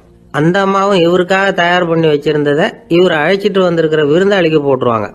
விருந்தாளி சாப்பிட்டுட்டு போனதுக்கு அப்புறம் இவர் மனைவி கிட்ட உனக்கு சிரமம் வேணாம் அப்படின்னு சொல்லிவிட்டு பக்கத்துல உள்ள ஒரு ஹோட்டலுக்கு போய் காசு கொடுத்து சாப்பிட்டுட்டு வந்துருவார். பல நாள் இப்படி நடக்கும். ஒரு நாள் அவரை தனியா கூப்பிட்டுக்கிட்டு போய் ஏன் இப்படி பண்றீங்கன்னு கேட்டோம். அதுக்கு அவர் சொல்றாரு, எங்க வீட்டு சாப்பாட்டுல இருந்து தப்பிக்கிறதுக்கு எனக்கு வேற வழி எதுவும் தெரியல சார், அதனாலதான் இப்படி பண்ணிட்டு இருக்கிறேன் அப்படின்னார் ரொம்ப பரிதாபமா. ஆபீஸை முடிஞ்சு வீட்டுக்கு போற சமயத்துல ஒருத்தர் கடைக்கு போய் ஸ்வீட் வாங்கினார். சரி, வீட்டுக்கு பிள்ளைங்களுக்கு தான் வாங்கிட்டு போறார் அப்படின்னு மற்றவங்க நினைச்சாங்க. அவர் அப்படி செய்யல. அந்த இடத்துலயே பொட்டலத்தை பிரிச்சார். திருட மாதிரி அப்படியே சுத்தி ஒரு தரம் பார்த்துக்கிட்டார். யாரும் தெரிஞ்சவங்க இல்லைங்கிறத முடிவு பண்ணிட்டு அவசரமா அதை அப்படியே போட்டு முழுகிவிட்டு கையை தொடச்சிக்கிட்டு நல்ல புள்ள மாதிரி நடந்து போக ஆரம்பிச்சிட்டார். அவர் யாருன்னா, அவரோட பிரச்சனை எல்லாருக்கும் தெரியாது, சில பேருக்கு தான் தெரியும். அதாவது அவர் உடம்புல சர்க்கரை இருக்குன்னு டாக்டர் சொல்லிவிட்டாராம். அதனால வீட்டில் சர்க்கரையே இவர் கண்ணில் காட்டுறதில்ல. அதனால இவர் யாரு கண்ணிலையும் படாமல் இப்படிப்பட்ட வேலைகள்லாம் செய்கிறது வழக்கம். யாருக்கும் தெரியாமல் இப்படி ஸ்வீட்டை வாங்கி சாப்பிட்டுட்டு அவர் பாட்டுக்கு போயிடுறது. இப்படிப்பட்டவங்களுக்கெல்லாம் கொஞ்சம் ஆறுதலான தகவல் இன்னைக்கு. அது என்னன்னா, நாம் சாப்பிட்ற சர்க்கரைக்கும் நம்ம உடம்புல உள்ள சில கோளாறுகளுக்கும் அப்படி என்னதான் சம்பந்தம் இருக்குது. இதை பற்றி சமீபத்தில் சில ஆராய்ச்சிகள்லாம் நடந்திருக்குது. ஏன்னா சர்க்கரைன்னாவே விஷம் மாதிரி அதை பார்க்குறவங்களும் சில பேர் உண்டு. சின்ன பிள்ளைங்களுக்கு வயத்தில் பூச்சி உண்டாகிறதுலேருந்து பெரியவங்களுக்கு நீரிழிவு வர்ற வரைக்கும் எல்லாத்துக்கும் சர்க்கரை தான் காரணம்னு சொல்லிகிட்டு இருக்கிறோம். ஆனால் அந்த அளவுக்கு பயப்பட வேண்டிய அவசியம் இல்லை அப்படின்னு சொல்கிறாங்க. சர்க்கரை வியாதி, இருதய நோய், பித்த நீர் பை நோய், இதெல்லாம் சில நோய்கள்லாம் நாம் சாப்பிட்ற சர்க்கரைக்கும் தொடர்பு இருக்குன்னு நினைக்கிறோம். ஆனால் அப்படி சம்பந்தம் உண்டுங்கிறதுக்கு போதுமான அளவுக்கு ஆதாரம் இல்லை அப்படிங்கிறாங்க ஆராய்ச்சியாளர்கள். ஒரே ஒரு சம்பந்தம் தான் உறுதியாக இருக்குதான். அதுவும் இந்த பல் சிதைவு அப்படின்னு இருக்கு இல்லையா, அந்த சர்க்கரை சாப்பிட்றதுக்கும் இந்த பல் சிதைவுக்கும் சம்பந்தம் இருக்குது அப்படிங்கிறத மட்டும் உறுதியாக சொல்கிறாங்க. சர்க்கரைன்னா நாம் சாப்பிட்ற ஜீனி மட்டும் இல்லை, பழம், காய்கறி, பால், தேன் இப்படி எல்லாத்துலேயும் அது இருக்குது. கேரட்டு கொடுக்குற சத்தில் 88% சர்க்கரை, ஆப்பிள் கொடுக்குற சக்தியில் 95% சர்க்கரை. இது ஜீனி சர்க்கரை, இது ஆப்பிள் சர்க்கரை அப்படிங்கிற வித்தியாசம்லாம் உடம்புக்கு கிடையாது. ரெண்டுமே உடனடியாக சக்தி கொடுக்குது. ஒரு ஸ்பூன் சர்க்கரையில் 16 கலோரி தான் சத்து இருக்குது. அதிகமாக சர்க்கரை சாப்பிட்டா நீரிழிவு வந்துருங்கிறது தப்பான ஒரு அபிப்பிராயம். டயபெட்டிஸுங்கிறது ஒரு மெட்டபாலிக் டிசார்டர், அவ்வளவுதான். அதாவது நாம் சாப்பிட்ற சர்க்கரையை நம்ம உடம்பு திறமையாக உபயோகப்படுத்திக்க முடியல அப்படின்னு அர்த்தம். அதனால தான் அதிகமாக இனிப்பு வேணாம்னு சொல்கிறோம். ஏற்கனவே உடம்பால் முடியாத ஒன்றை மறுபடியும் அது தலையில் சுமத்தி அதிகமாக வேலை வாங்க வேணாமே அப்படிங்கிறதுக்காக தான். ஆகாரத்தில் அதிகமாக சர்க்கரை இருந்தால் அதனால் உடனே சர்க்கரை வியாதி வந்துடும்ங்கிறதுக்கு விஞ்ஞான ரீதியாக போதுமான ஆதாரம் இல்லை. அதனால் எப்போவாவது அதிகமாக ஸ்வீட்டு சாப்பிட்டுட்டா ஐயோ அதிகமாக சாப்பிட்டோமோ என்ன பண்ண போகுது தெரியலையே அப்படின்னு நினச்சி மனசை போட்டு குழப்பிக்க வேண்டியதில்லை. பொதுவாக எதுவுமே அதிகமாக வேண்டாம், எல்லாம் சீராக இருந்தால் போதும். நீரிழிவுங்கிறது புதுசாக வந்துட்ட ஒரு நோய் இல்லை, ரொம்ப காலமாகவே இருக்கிற ஒன்று தான். நம்ம முன்னோர்கள் இதை மதுமேகம் அப்படின்னு சொல்லுவாங்க. அதை கட்டுப்படுத்துறதுக்கு அவங்களே சில வழிமுறையை சொல்லி வச்சுருக்கிறாங்க. அது என்னென்னா வேற ஒன்றும் இல்லை, இந்த பாவக்காய், முள்ளங்கி, அருகம்புல், அவ்வளவுதான். வெள்ளை முள்ளங்கி இருக்குல்ல, அதை வாரத்துக்கு 3 நாள் சாப்பிட்டுக்கிட்டு வாங்க. நூலுக்கோல் ரொம்ப நல்லது. இல்லைன்னா முள்ளங்கி சாறு 1 ounce சாப்பிட்டுட்டு வரலாம். ரத்தத்தில் சேர்கிற சர்க்கரை அளவை இதெல்லாம் கட்டுப்படுத்துது. சிறுநீரில் காணப்படுகிற சர்க்கரை அளவையும் சமநிலைப்படுத்துது. தினமும் ஆகாரத்தில் கோதுமை, கேழ்வரகு, வெந்தயம், கருவேப்பிலை, சோயாபீன்ஸ் எது கிடைக்குதோ சேர்த்துக்கலாம். இப்படிலாம் செஞ்சுக்கிட்டு வந்தால் அப்புறம் வீட்டுக்கு தெரியாமல் கடையில் போய் நின்றுக்கிட்டு ஸ்வீட் வாங்கி திருட்டுத்தனமாக சாப்பிட வேண்டிய அவசியமே உங்களுக்கு வராது. 2 ஆசாமிகள் கடற்கரையில் உட்காந்து சாவகாசமாக பேசிக்கிட்டு இருந்தாங்களாம். ஒருத்தர் சொன்னார், இன்னொருத்தருக்கு தெரியாமல் ஸ்வீட்டு சாப்பிட்றதே எப்பவும் இடைஞ்சல் தான் சார். நேற்றுக்கு பாருங்கள் அப்படி தான் சாப்பிட்டுக்கிட்டு இருந்தேன், வீட்டுக்காரி கண்ணில் போட்டுவிட்டுது, அதுக்கப்புறம் ஒரே ரகலையாக போச்சு அப்படின்னாரா. எனக்கு கூட அப்படி தான் சார் ஆகிட்டுது, ஒரே ரகலை அப்படின்னாரா இன்னொருத்தர். நீங்கள் சாப்பிட்டதும் உங்கள் வீட்டுக்காரங்க கண்ணில் போட்டுவிட்டுதா சார் அப்படின்னு கேட்டிருக்காரு இவர். அதுக்கு அவர் சொன்னாராம், அப்படி இல்லை சார், கடைக்காரர் கண்ணில் போட்டுவிட்டுதோ, நான் அவருக்கு தெரியாமல் அந்த ஸ்வீட்டை அவர் கடையிலேருந்து எடுத்திருந்தேன் அப்படின்னு விளக்கம் கொடுத்தாராம் இந்த ஆள். ஒரு மனுஷனுக்கு 3 விதத்தில் கர்வம் உண்டாகிறதுக்கு வாய்ப்பு உண்டு. பணம், பதவி, புகழ். பணம் அதிகமாக வந்தால் கர்வம் வரலாம், பதவி பெருசாக வந்துட்டுதுன்னா கர்வம் வரலாம், புகழ் அதிகமாக போனாலும் கர்வம் வரலாம். இந்த 3 வகையான கர்வத்துக்கும் இடம் கொடுக்காம இருக்கிறாங்க பாருங்கள், அவங்க தான் சிறந்த மனிதர்கள். ஒரு பெரிய பொறுப்பில் இருக்கிறவங்களுக்கு கர்வம் வந்துடக்கூடாது. அப்படி வந்துட்டுதுன்னா அது எல்லாருக்கும் இடைஞ்சல். ஒரு ராஜா இருந்தார். அவர் ஒரு நாள் தன்னுடைய தலைநகரத்தை சுற்றி வந்துக்கிட்டு இருந்தார். ஒரு இடத்துல ஒரு அழகான நிலத்தை பார்த்தார். ஆஹா, இந்த இடத்துல நமக்குன்னு ஒரு மாளிகையை கட்டினா எவ்வளோ நல்லா இருக்கும் அப்படின்னு நினச்சார். ராஜா நினச்சா அது முடியாத காரியமா? சரி, இந்த நிலம் யாருக்கு சொந்தம்னு விசாரிங்க அப்படின்னார் பக்கத்தில் இருந்தவங்கக்கிட்ட. அவங்கெல்லாம் ஓடி போய் விசாரித்தாங்க. அந்த இடம் ஒரு வயசான கிழவிக்கு சொந்தம், வயசான அம்மாவுக்கு சொந்தமாக. அந்த அம்மா தான் அதில் ஒரு குடிசையை போட்டு குடியிருந்துகிட்டு இருக்கிறாங்க. சரி, அந்த நிலத்துக்கு ஒரு விலையை நிர்ணயம் பண்ணி அதை அந்த வயசான அம்மாக்கிட்ட கொடுத்துருங்கோ அப்படின்னு உத்தரவு போட்டார் ராஜா. ஆனால் அந்த அம்மா, இது எங்கள் பூர்வீக இடம், இதை விற்க மாட்டேன் அப்படின்னு சொல்லிவிட்டுது. சரி, 2 பங்கு விலை கொடுக்குறோம்னு சொல்லி பாருங்க அப்படின்னாங்க. அப்படியே சொன்னாங்க அரண்மனை ஆட்கள். அதுக்கும் சம்மதிக்கலை அந்த அம்மா. இதை கேள்விப்பட்டதும் ராஜாவுக்கு கோபம் வந்துட்டுது. தன்னுடைய ஆளுங்களை கூப்பிட்டார். போய் அந்த குடிசையை பிரிச்சேரிங்க, காசெல்லாம் ஒன்றும் கொடுக்காதீங்க அப்படின்னு கத்தினார். அவ்வளோதான். அடுத்த நிமிஷம் அரண்மனை ஆசாமிகள் போனாங்க, குடிசையை பிரித்து எரிஞ்சாங்க. அந்த வயசான அம்மா இருக்கு, அதுவும் அந்த இடத்த விட்டு துரத்தி விட்டாங்க. அந்த இடத்துல ஒரு அரச மாளிகையை கட்டி முடிச்சிட்டாங்க. அந்த வயசான அம்மா பாவம், ராஜாவே இப்படி பண்ணால் யாருக்கிட்ட போய் முறையிட முடியும்? ஒரு ஞானி இருந்தார், அவர்கிட்ட போய் சொன்னாங்க. அவர் இவங்க சொன்னதை கேட்டு மனசில் வச்சுக்கிட்டார். ஒரு நாள் அந்த ராஜாவே இந்த ஞானியை கூப்பிட்டார். புதுசாக ஒரு மாளிகை கட்டியிருக்கிறேன், வந்து பாருங்கன்னு. சரின்னு சொல்லி இந்த பெரியவர் ஒரு நாள் இந்த மாளிகைக்கு போனார். சும்மா போகல, ஒரு கழுதையையும் ஓட்டிகிட்டு போனார். கொஞ்சம் சாக்குகள், வெத்து சாக்கு, அதையும் எடுத்து கழுதை முதுகில் போட்டு கழுதையை ஓட்டிகிட்டு போகிறார். ராஜா பார்த்தார். அவருக்கு இது ஆச்சரியமாக இருந்தது. என்ன இது, மாளிகைக்கு வந்துட்டு போங்கன்னு கூப்பிட்டா கழுதை சாக்கு இதெல்லாம் கொண்டு வராரே, ஒன்றும் புரியலையேன்னு நினச்சார். எதுக்காக இதெல்லாம்னு கேட்டார். அரசருடைய தோட்டத்திலேருந்து கொஞ்சம் மண் எடுத்துகிட்டு போகிறதுக்கு ஆசைப்பட்றேன், அதுக்கு நீங்கள் அனுமதி கொடுக்கணும் அப்படின்னாரு இவர். இது என்ன வேடிக்கையான கோரிக்கையாக இருக்குது அப்படின்னு நினச்சார் ராஜா. இருந்தாலும் மண்ணு தானே கேட்குறாரு, எடுத்துகிட்டு போகட்டுமே அப்படின்னு நினச்சார். சரின்னு அனுமதி கொடுத்தார். அந்த பெரியவர் தோட்டத்துக்கு போனார், மண்ணை வெட்டினார், சாக்கில் போட்டு நிரப்புனார். ராஜாவை கொஞ்சம் கிட்ட வாங்கன்னு கூப்பிட்டார். இந்த மண் மூட்டையை தூக்கி கழுதையோட முதுகில் வைக்கணும், கொஞ்சம் உதவி பண்ணுங்கன்னார். பண்ணுறேனே அப்படின்னு சொல்லி ராஜா கிட்ட போனார். மூட்டையை தூக்கி பார்க்குறாரு, முடியல, திணறி போயிட்டார். இப்போ அந்த ஞானி பேசினாராம். அரசே, இந்த ஒரு சாக்கு மண்ணையே உங்களால் தூக்க முடியல, அந்த கிழவிகிட்ட இருந்து அந்த அக்கிரமமாக அபகரித்த இந்த தோட்டம் பூராவையும் சுமக்கணும்னு ஆசைப்படுறீங்களே, அது உங்களால் முடியுமா அப்படின்னு கேட்டாராம். ராஜா யோசனை பண்ண ஆரம்பித்தார். தன்னுடைய செயலுக்காக வருத்தப்பட்டாராம். அந்த வயசான அம்மாவை உடனடியாக வரவழைச்சார். தாயே, தப்பு பண்ணிட்டேன், என்னை மன்னிச்சுக்குங்க, இன்னையிலேருந்து இந்த மாளிகையும் தோட்டமும் உங்களுக்கு தான் சொந்தம் அப்படின்னு சொல்லிவிட்டாராம். போகிறப்ப இந்த உலகத்திலேருந்து எண்ணத்தை எடுத்துகிட்டு போக போகிறோம், அதனால் ரொம்பவும் அலட்டிக்க வேண்டியதில்லை, கர்வப்பட வேண்டியதில்லை அப்படிங்கிறது ஒரு பெரிய உபதேசம். ஒரு பெரிய மனுஷன் சாக கிடந்தார், ரொம்பவும் அழுதார். ஏன் அழறீங்க அப்படின்னு கேட்டாங்க சுற்றி இருந்தவங்க. நான் சாகிறதுக்காக கவலைப்படலை, நான் நம்ம ஜனங்களுக்காக எவ்வளவோ காரியம்லாம் செஞ்சுக்கிட்டு வந்தேன். நான் செஞ்சுக்கிட்டு வந்த சேவையை இனிமேல் யார் செய்ய போகிறாங்க, அது யாரால் முடியும், அதை நினச்சி தான் அழறேன் அப்படின்னாராம். ஒருத்தர் முன்னாடி வந்தார். அதுக்காக நீங்கள் கவலைப்படாதீங்க, உங்கள் சேவையை தொடர்ந்து செய்யறதுக்கு என்ன மாதிரி இளைஞர் பட்டாலும் தயாராக இருக்குது, இருந்தாலும் எங்கள் கவலை என்னென்னா அப்படின்னு இழுத்தார். என்ன சொல்லுங்கன்னு கேட்டார் அவர். நீங்கள் இது வரைக்கும் என்ன சேவை செஞ்சுக்கிட்டு வந்தீங்க, அதுதான் எங்களுக்கு இன்னமும் புரியாத புதிராக இருக்குது அப்படின்னாராம் அவர். ஒரு நண்பர் அவசரமாக என்கிட்ட ஓடி வந்தார். அப்புறம் சொன்னார், என்னால் நம்பவே முடியல சார், என் பையனா இப்படி அப்படின்னு சொல்லி ஆச்சரியப்பட்டார்.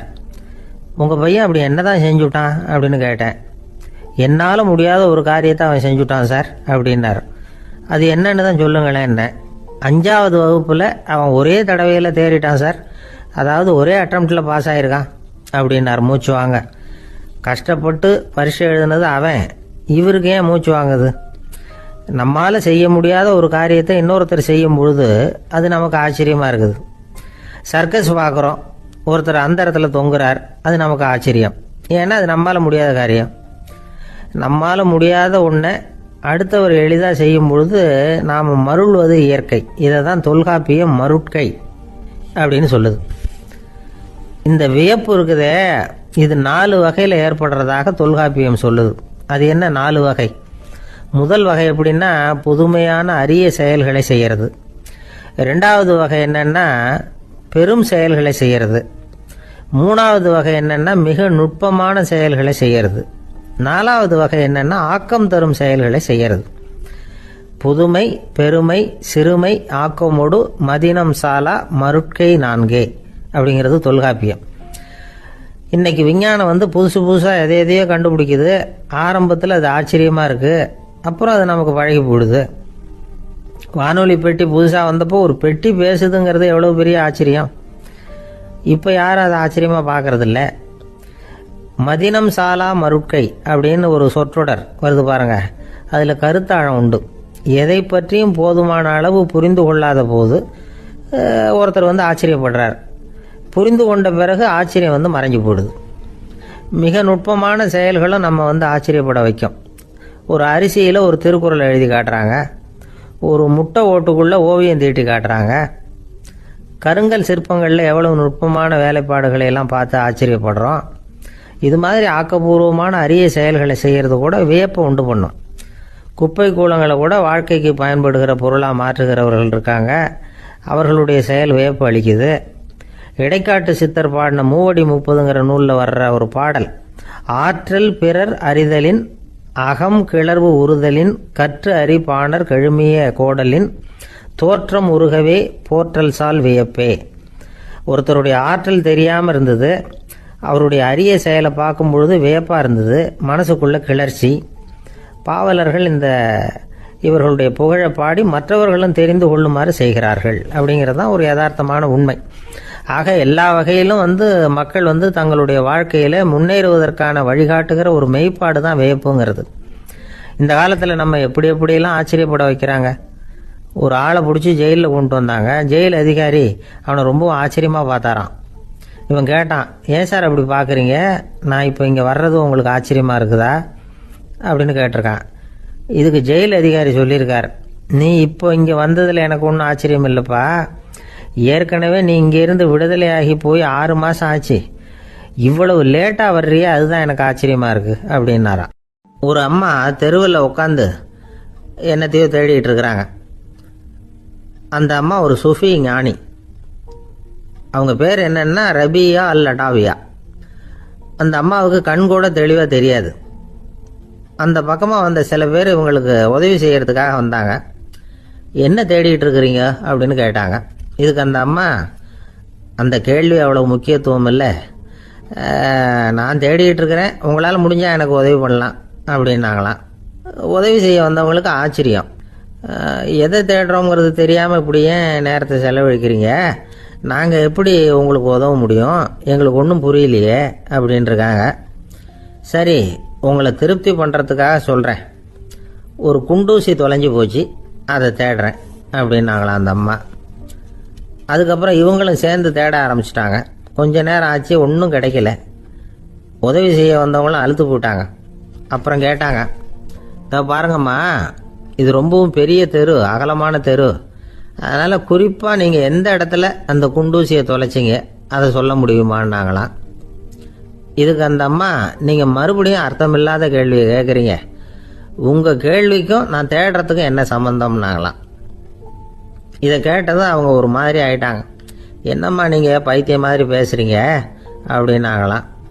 சரி, உங்களை மறுபடியும் திருப்திப்படுத்துறதுக்காக சொல்கிறேன், அதை நான் எங்கள் வீட்டில் தொலைச்சுட்டேன் அப்படின்னாங்களாம்.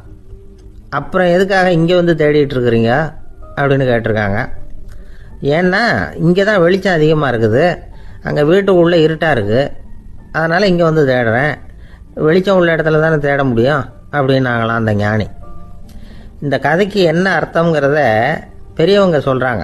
அதாவது இந்த தேடுதல்ங்கிறது ஒரு வியாதி. அது நம்ம சதா அலைய வைக்கும், பைத்தியமாக மாற்றுறதுக்கு முயற்சி பண்ணோம். ஒரு காலம் அது நிறைவு அடையவே அடையாது. வாழ்வுங்கிறது ஒரு புரிந்து கொள்ள முடியாத சதா இயங்கி கொண்டிருக்கிற ஒரு செயல். அதுக்கு ஆரம்பமும் இல்லை, முடிவும் கிடையாது. எதையோ தேடணும் அப்படிங்கிற உந்துதல் நமக்குள்ளே இருக்கும், ஆனால் குறிப்பாக எதை தேடிட்டு இருக்கிறோம் அப்படிங்கிறது புரியாது. அப்படி ஏதாவது ஒன்றை தேடி அடைஞ்சிடுறோம்னு வச்சுக்கோங்க, உடனே ஒரு அதிருப்தி வந்துடும். அதனால் வாழ்க்கைங்கிறது சலிப்பு நிறைந்தது அப்படிங்கிற எண்ணத்தை உண்டாக்கிக்கிறோம். ஒன்று அடைஞ்சதுக்கு அப்புறம் இன்னொன்று தேட ஆரம்பிச்சிருவோம். ஆக இந்த தேடல்ங்கிறது நாம் ஒன்று அடைஞ்சாலும் அடையாவிட்டாலும் தொடர்ந்து நடந்துக்கிட்டு தான் இருக்கும். இதுக்கு முடிவே கிடையாது. இந்த உண்மையை நாம் நல்லா புரிஞ்சுக்கணும் அப்படிங்கிறது பெரியவங்களுடைய கருத்து.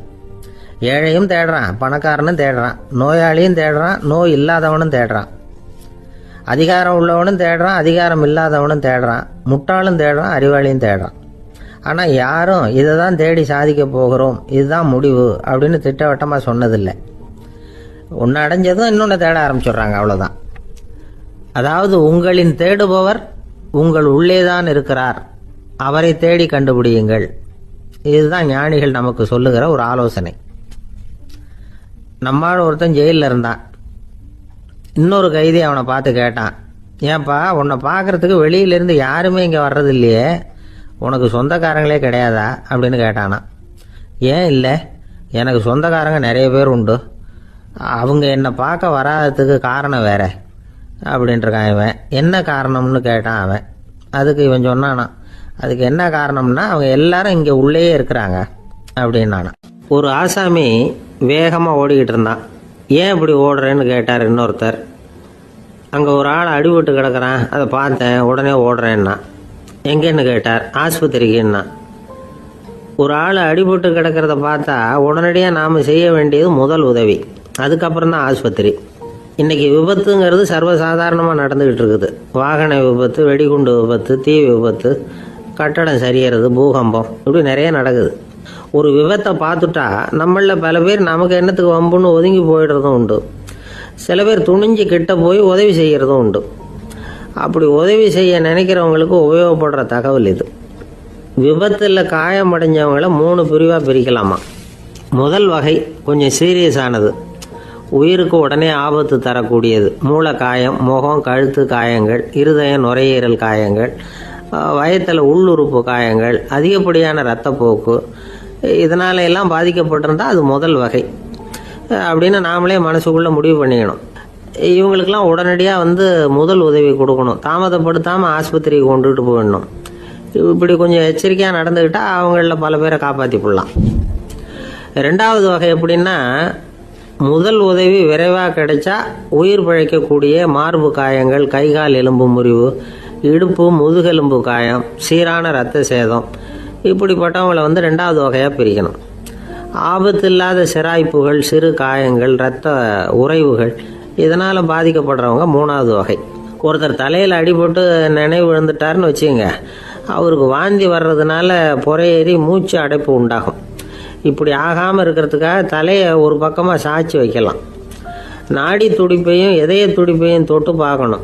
அது குறைஞ்சிருந்தாலும் சரி, நின்று இருந்தாலும் சரி, அவர் மார்பை நிமிஷத்துக்கு 80 தடவை உள்ளங்கையால் அழுத்தி இதய துடிப்பை மீட்கிறதுக்கு உதவி பண்ணணும். கழுத்தில் காயம்பட்டாலும் ஆபத்து அதிகம். கழுத்துக்கு அடியில் ஒரு துண்டை மடித்து வைக்கலாம். 2 பக்கமும் சின்ன தலையணை அல்லது துணி மடிப்புகளை வச்சு கழுத்தை அதிகமாக அசையாமல் பார்த்துக்கலாம். முதுகெலும்பு முறிஞ்சிருக்குமோ அப்படிங்கிற சந்தேகம் இருந்ததுன்னா அவரை அதிகமாக அசைய விடக்கூடாது. அதிகமாக அசைஞ்சால் தண்டு இடத்துல பாதிப்பு ஏற்பட்டு கை கால் விளங்காமல் போயிடும். அவரை ஒரு கனமான போர்வை இல்லைன்னா பாயில் படுக்க வச்சு 4 பேர் மெதுவாக தூக்கி மருத்துவ உதவிக்கு அனுப்பி வைக்கலாம். கையெலும்பு முறிஞ்சிருந்தால் முறிஞ்ச பாகத்தை உடம்போடு சேர்த்து அசையாமல் கட்டி போடலாம். கால் எலும்பு முறிஞ்சிருந்தால் மற்ற காலோடு சேர்த்து கட்டி போடலாம். முறிஞ்ச பாகம் தொங்காமல் பார்த்துக்கணும். அப்போ தான் வீக்கம் உண்டாகாமல் இருக்கும். வெட்டு காயம், குண்டடிப்பட்ட காயம், இதிலெல்லாம் ரத்தப்போக்கு அதிகமாக இருக்கும். ரத்தம் வெளியேற ஆபத்து அதிகம். சுத்தமான துணியை பல மடிப்புகளை மடித்து காயத்தின் மேலே வச்சு அழுத்தமாக ஒரு 10 நிமிஷம் பிடிச்சிக்கணும். ரத்தம் நின்ன உடனே காயத்துக்கு கட்டு போடலாம். சில சமயம் காயம்பட்ட பாகத்தை உயரமாக தூக்கி பிடிச்சிக்கிட்டா தான் ரத்த கசிவு நிற்கும். இந்த விவரங்களையெல்லாம் கொஞ்சம் மனசில் வாங்கி வச்சுக்கிட்டோம்னா சமயத்தில் உதவும். ஏன்னா இந்த காலத்தில் விபத்து எந்த ரூபத்தில் எப்போ வரும்னு யூகிக்கவே முடியல. நண்பர் ஒருத்தர் சொன்னார், நேற்றுக்கு பாருங்கள் சார், என் கண்ணு முன்னாடியே ஒரு சின்ன விபத்து நடந்ததுன்னார். என்னன்னு விசாரித்தோம். ஒரு பஸ்ஸில் வந்துக்கிட்டு இருந்தேன். அந்த பஸ்ஸில் பின்பக்கம் படி ஓரமாக நின்றுக்கிட்டு இருந்த ஒருத்தர் ரோட்டில் விழுந்துட்டார். டிரைவர் அதை கவனிக்கலை, நிறுத்தாமல் அவர் பாட்டுக்கு போகிறாருனார். கண்டக்டர் உடனே விசில் கொடுத்து பஸ்ஸை நிறுத்த வேண்டியது தானே அப்படின்னோம். அதுதான் சார் முடியாமல் போச்சுன்னார் அவர். ஏன்னு கேட்டாங்க. தவறி கீழே விழுந்ததே அந்த கண்டக்டர் தான் சார் அப்படிங்கிறார். ஒரு நாள் ராமர் அரசவையில் உட்காந்துருக்கிறார். ராமராஜ்யம் நடந்துக்கிட்டு இருந்த நேரம். அந்த சமயத்தில் ஒரு நாய் அரச சபைக்கு வந்துதான். அது தலையில் அடிபட்டு ரத்தம். அந்த கோலத்தில் அது அங்கே வந்தது. எல்லாரும் ஆச்சரியமாக அதை பார்த்தாங்க. ராமரும் அந்த நாயை பார்த்தார். நீங்கள் வந்த காரியம் என்ன நடந்தது, எதுவாக இருந்தாலும் பயப்படாமல் சொல்லு அப்படின்னார். உடனே அந்த நாய் மெதுவாக சொல்ல ஆரம்பிச்சுதான். ஐயா, நான் தெருவில் போய்கிட்டு இருந்தேன். வழியில் ஒருத்தர் வந்தார். அவர் வேத சாஸ்திரம்லாம் படித்த பெரியவர். அவர் எந்த காரணமும் இல்லாமல் அவர் கையில் வச்சிருந்த குச்சியால் என் தலையில் அடிச்சுட்டார். அதுதான் தலையில் ரத்தம். இதை நீங்கள் விசாரித்து தகுந்த தீர்ப்பு வழங்கணும் அப்படின்னு தான் அந்த நாய். ராமர் பார்த்தார். உடனே தன்னுடைய காவலர்களை அனுப்புனார். அந்த ஆளை எங்கே இருந்தாலும் போய் கொண்டுகிட்டு வாங்க அப்படின்னு விட்டார். காவலர்கள் போனாங்க. அந்த ஆளை பிடிச்சி கொண்டு வந்துட்டாங்க. அரண்மனைக்கு வா அப்படின்னு சொல்லி கூப்பிட்டுட்டு வந்துட்டாங்க. என்ன நடந்ததுன்னு விசாரித்தார் ராமர். அதுக்கு அந்த ஆள் சொன்னார், நான் வீதி வழியாக வந்துக்கிட்டு இருந்தேன். குறுக்க இந்த நாய் வந்தது. நான் அவசரமாக போய்கிட்டு இருந்தேன். இது எனக்கு வழி விடாமல் குறுக்க பூந்து இடைஞ்சல் பண்ணிச்சு. எனக்கு கோபம் வந்துட்டுது. அதனால் அடிச்சுட்டேன். வேத சாஸ்திரம் படித்த நான் என் வசம் இழந்து கோபப்பட்டது பெரிய தப்பு தான். அதை நான் ஒத்துக்கிறேன். குற்றத்தை ஒப்புக்கொள்கிறேன். எனக்கு என்ன தண்டனை கொடுக்கணுமோ அதை கொடுங்க, ஏற்றுக்கிறேன் அப்படின்னு விட்டார். சரி, இப்போ அந்த ஆளுக்கு தண்டனை கொடுக்கணும். என்ன தண்டனை கொடுக்கறது யோசனை பண்ணார் ராமர். அதையும் அந்த நாய்கிட்டயே கேட்டார். நீயே சொல்லு, என்ன தண்டனை கொடுக்கலாம் இவருக்கு அப்படின்னார். இதுக்கு அந்த நாய் என்ன சொல்லிச்சு தெரியுமா? இவரை ஏதாவது ஒரு கோயிலுக்கு தர்மகர்த்தாவா நியமனம் பண்ணி விடுங்க, அதுதான் இவருக்கு சரியான தண்டனை அப்படின்னுது. இதை கேட்டதும் ராமர் முகத்தில் புன்னகை. ஆனால் அங்கே இருந்த மற்றவங்களுக்கெல்லாம் ஆச்சரியம். அது எப்படி, தப்பு செஞ்சவங்களுக்கு தண்டனை கொடுக்கறது தானே நியாயம், அதை விட்டுட்டு தர்மகர்த்தா பதவியை கொடுக்க சொல்லுது இந்த நாய் அப்படிங்கிற ஆச்சரியம். இந்த சந்தேகத்தை அந்த நாய்கிட்டயே கேட்டாங்க அங்கே இருந்தவங்க. இதுக்கு அந்த நாய் பதில் சொல்லிச்சான். நான் போன பிறவியில் ஒரு கோயிலுக்கு தர்மகர்த்தாவாக இருந்தேன். எவ்வளவோ கவனமாக எச்சரிக்கையாக தான் என்னுடைய கடமைகளை எல்லாம் செஞ்சுக்கிட்டு வந்தேன். அப்படி இருந்தாலும் சில சமயங்களில் என்னையும் மீறி கோயில் செல்வத்தை நான் அனுபவிக்கிறதுக்கு காரணமாயிட்டேன். ஒரு கோவிலுக்கு தர்மகர்த்தாவாக இருக்கிறவங்க எப்படியும் இந்த பாவத்திலேருந்து தப்பிக்கிறது கஷ்டம். அதனால தான் நான் இந்த பிறவியில் நாயாக பிறந்து இப்படி கஷ்டப்படுறேன். இதே நிலைமை இந்த ஆளுக்கும் ஏற்படணும் அப்படிங்கிறதுக்காக தான் அவரையும் ஒரு கோயிலுக்கு தர்மகர்த்தாவை நியமிக்கும்படி கேட்டுக்கிட்டேன் அப்படின்னு தான் இந்த நாய். இதிலிருந்து என்ன தெரியுது? எந்த பதவியில் நாம் இருந்தாலும் நமக்கு தெரியாமல் கூட அதை தவறாக உபயோகப்படுத்தக்கூடாதுங்கிறத இதிலேருந்து புரிஞ்சுக்கணும். இல்லைன்னா அடுத்த பிறவியில் நாயாக பிறந்து எங்கேயாவது போய் வாழாடிட்டு நிற்க வேண்டியது தான். கோவில் வாசலில் 2 நாய் பேசிக்கிட்டு இருந்துதான். போன ஜென்மத்தில் நான் மனுஷனாக தான் இருந்தேன். ஒரு கோவில் பூசாரி பேச்சை கேட்டுவிட்டு அவரோட கூட்டு சேர்ந்துக்கிட்டு ஆண்டவன் போட்டிருந்த நகையெல்லாம் அபகரித்து என்கிட்ட கொடுத்தாரு அவரு. நான் எடுத்துகிட்டு வந்துட்டேன். திருடினது அந்த ஆள் தான், எடுத்துக்கிட்டு வந்தது தான் நான். இருந்தாலும் நான் மட்டும் நாயாக பிறந்துட்டேன். இப்போ மட்டும் அந்த பூசாரி என்கிட்ட மாட்டினா கடிச்சு குதறி விடுவேன் அப்படின்னு தான். அவசரப்பட்டு அப்படி செஞ்சுடாதே. பதிலுக்கு அவரும் உன்னை திருப்பி கடித்தாலும் கடிச்சிருவார். ஏன்னா அவரும் இப்போ ஒரு நாயாக தான் பிறந்திருக்கிறார் அப்படின்னு தான். இன்னொன்று, அது எப்படி உனக்கு தெரியும்னு தான். இது நான் தானே அது அப்படின்னு தான் அந்த நாய். இந்த காலத்துக்குள்ள ஒருத்தன் தன்னோட அப்பாவை பார்த்து சொன்னான், அப்பா நான் உனக்கு உதவி செய்யலாம்னு நினைக்கிறேன், என்ன உதவி செய்யணும்னு சொல்லு அப்படின்னா. நீ சும்மா இருந்தால் அதுவே எனக்கு செய்கிற பெரிய உதவிடா அப்படின்னார் அப்பா. சும்மா இருக்கிறதும் ஒரு உதவி தான், அது மாதிரி மௌனமும் ஒரு சமூக சேவை தான் அப்படிங்கிறார் காஞ்சி பெரியவர். நமக்கு 5 புலன்கள் இருக்குது, மெய் வாய் கண் மூக்கு செவி. இந்த 5லேயும் அதிகப்படியான வேலை எதுக்குன்னு நினைக்கிறீங்க? வாய்க்கு தான். ஏன்னா அதுக்கு 2 வேலை. இப்போ கண்ணுக்கு பார்க்குறது மட்டும்தான் வேலை, காதுக்கு கேட்குறது மட்டும்தான் வேலை, மூக்குக்கு வாசனை அறியறது தான் வேலை, உடம்புக்கு உணர்றது மட்டும்தான் வேலை. ஆனால் வாய் அப்படி இல்லை, அதுக்கு 2 வேலை. சாப்பிட்றதும் அதுதான், பேசுகிறதும் அதுதான். அதாவது வாய் ஒன்று தான் கர்மேந்திரியமாகவும் இருக்குது, ஞானேந்திரியமாகவும் இருக்குது அப்படின்னு சொல்லுவாங்க. சாப்பாட்டில் உட்காந்தா எந்தெந்த ஆகாரம் என்னென்ன ருசின்னு அறிவிக்கிற வேலையும் செய்யுது. சபையில் உட்காந்தா பாடுறது, பேசுறது, சிரிக்கிறது, இது மாதிரியான வேலையும் செய்யுது. இன்னொரு வித்தியாசம், கண்ணு காது மூக்கெல்லாம் ஸ்ட்ரெயின் பண்ணிக்கிட்டு வேலை செய்கிறதில்ல. ஒரு ரோஜா பூவை பார்த்தா உடனே மூக்கு அப்படியும் இப்படியும் அசைய ஆரம்பிக்கிறதில்ல. ஒரு சங்கீதத்தை கேட்ட உடனே காது ஆட ஆரம்பிக்காது. ஆனால் வாய் அப்படி இல்லை, அது பேசினாலும் சரி சாப்பிட்டாலும் சரி அசைஞ்சு தான் ஆகணும். ஆக மற்றதை விட வாய்க்கு வேலை ஜாஸ்தின்னு தெரியுது. சாப்பிட்றது பேசுறது அப்படின்னு 2 காரியம் அதுக்கு. இப்படி 2 காரியம் இருக்கிறதுனால அது 2ஐயும் பாதியாக குறைச்சிக்கணுங்கிறது கடவுள் அபிப்பிராயமாக இருக்கணும் அப்படிங்கிறார் காஞ்சி பெரியவர். ஆனால் இப்போ நாம் அப்படியா நடந்துக்கிறோம்? அதுக்கு நேர்மாறாக நடந்துக்கிறோம். நாம் சாப்பிட்றதும் அதிகம், பேசுகிறதும் அதிகம். 2 வேலையையும் தேவைக்கு அதிகமாகவே செய்கிறோம். வாய் தான் ரொம்ப ஓவர் ஒர்க்குடு. அதுக்கு ஓய்வு கொடுத்தா உடம்பும் நல்லாயிருக்கும், உலகமும் நல்லாயிருக்கும். மௌன விரதம் இருக்கிறதெல்லாம் எதுக்காக நினைக்கிறீங்க? இதுக்காக தான். இந்த காலத்தில் மௌனமாக இருக்கிறவங்கெல்லாம் மகத்தான தொண்டு செய்கிறாங்க அப்படின்னு தான் சொல்லணும். சத்தம் அதிகமாக போய் தான் சவுண்டு பொல்யூஷன் வருது. அது மட்டும் இல்லை, மௌனமாக இருந்தால் சண்டை சச்சரவே வராது. மௌனம் கலக நாஸ்தி. ஆக இதுவும் ஒரு சமூக சேவை தான். நமக்கு தான் வாய் இருக்குதுங்கிறதுக்காக வசமாக சாப்பிட்றதும் தப்பு, வளவளன்னு பேசுகிறதும் தப்பு. ஒரு கருத்தை சொல்கிறதுக்கு ஒரே ஒரு சொல்லு போதும் அப்படின்னு இருக்கும்பொழுது 2 சொற்களை செலவு பண்ணாதே. எவ்வளவு சொன்னாலும் அதனால் ஒரு பயனும் விளையாது அப்படின்னு தெரிய வருமேயானால் அந்த ஒரு சொல்லையும் விரயம் பண்ணாதே அப்படிங்கிறார் ஒரு அறிஞர். எல்லா குணங்கள்லேயும் மௌனம்தான் சிறந்தது அப்படிங்கிறார் ஒருத்தர். மௌனமாக இருக்கிறது மூலமாக மற்றவர்கள் குறைகளை நம்மளால் தெரிஞ்சிக்க முடியும். அதே சமயத்தில் நம்மகிட்ட இருக்கிற குறைகளை மற்றவங்களுக்கு தெரியாமல் மறைச்சிக்கவும் முடியுங்கிறார் அவர். உண்மைதானே? ஒரு பெரிய மேடை பேச்சாளர், பொது வாழ்க்கையில் 25 வருஷ காலமாக ஈடுபட்டிருக்கிறவர். அவர் மனைவி ஒரு நாள் சொன்னாங்க, எங்கள் வீட்டுக்காரர் 25 வருஷ காலமாக பொது வாழ்வில் ஈடுபட்டிருந்தா கூட இந்த மாதம் 10ஆம் தேதியிலிருந்து தான் மக்களுக்கு சேவை செய்ய ஆரம்பிச்சிருக்கார் அப்படின்னு நாங்கள் ரொம்ப பெருமையாக. 10ஆம் தேதிக்கு அப்படி என்ன விசேஷம் அப்படின்னு கேட்டோம். அன்னையிலேருந்து தான் அவர் மேடையில் பேசுகிறத நிறுத்தினார் அப்படின்னாங்க அந்த அம்மா.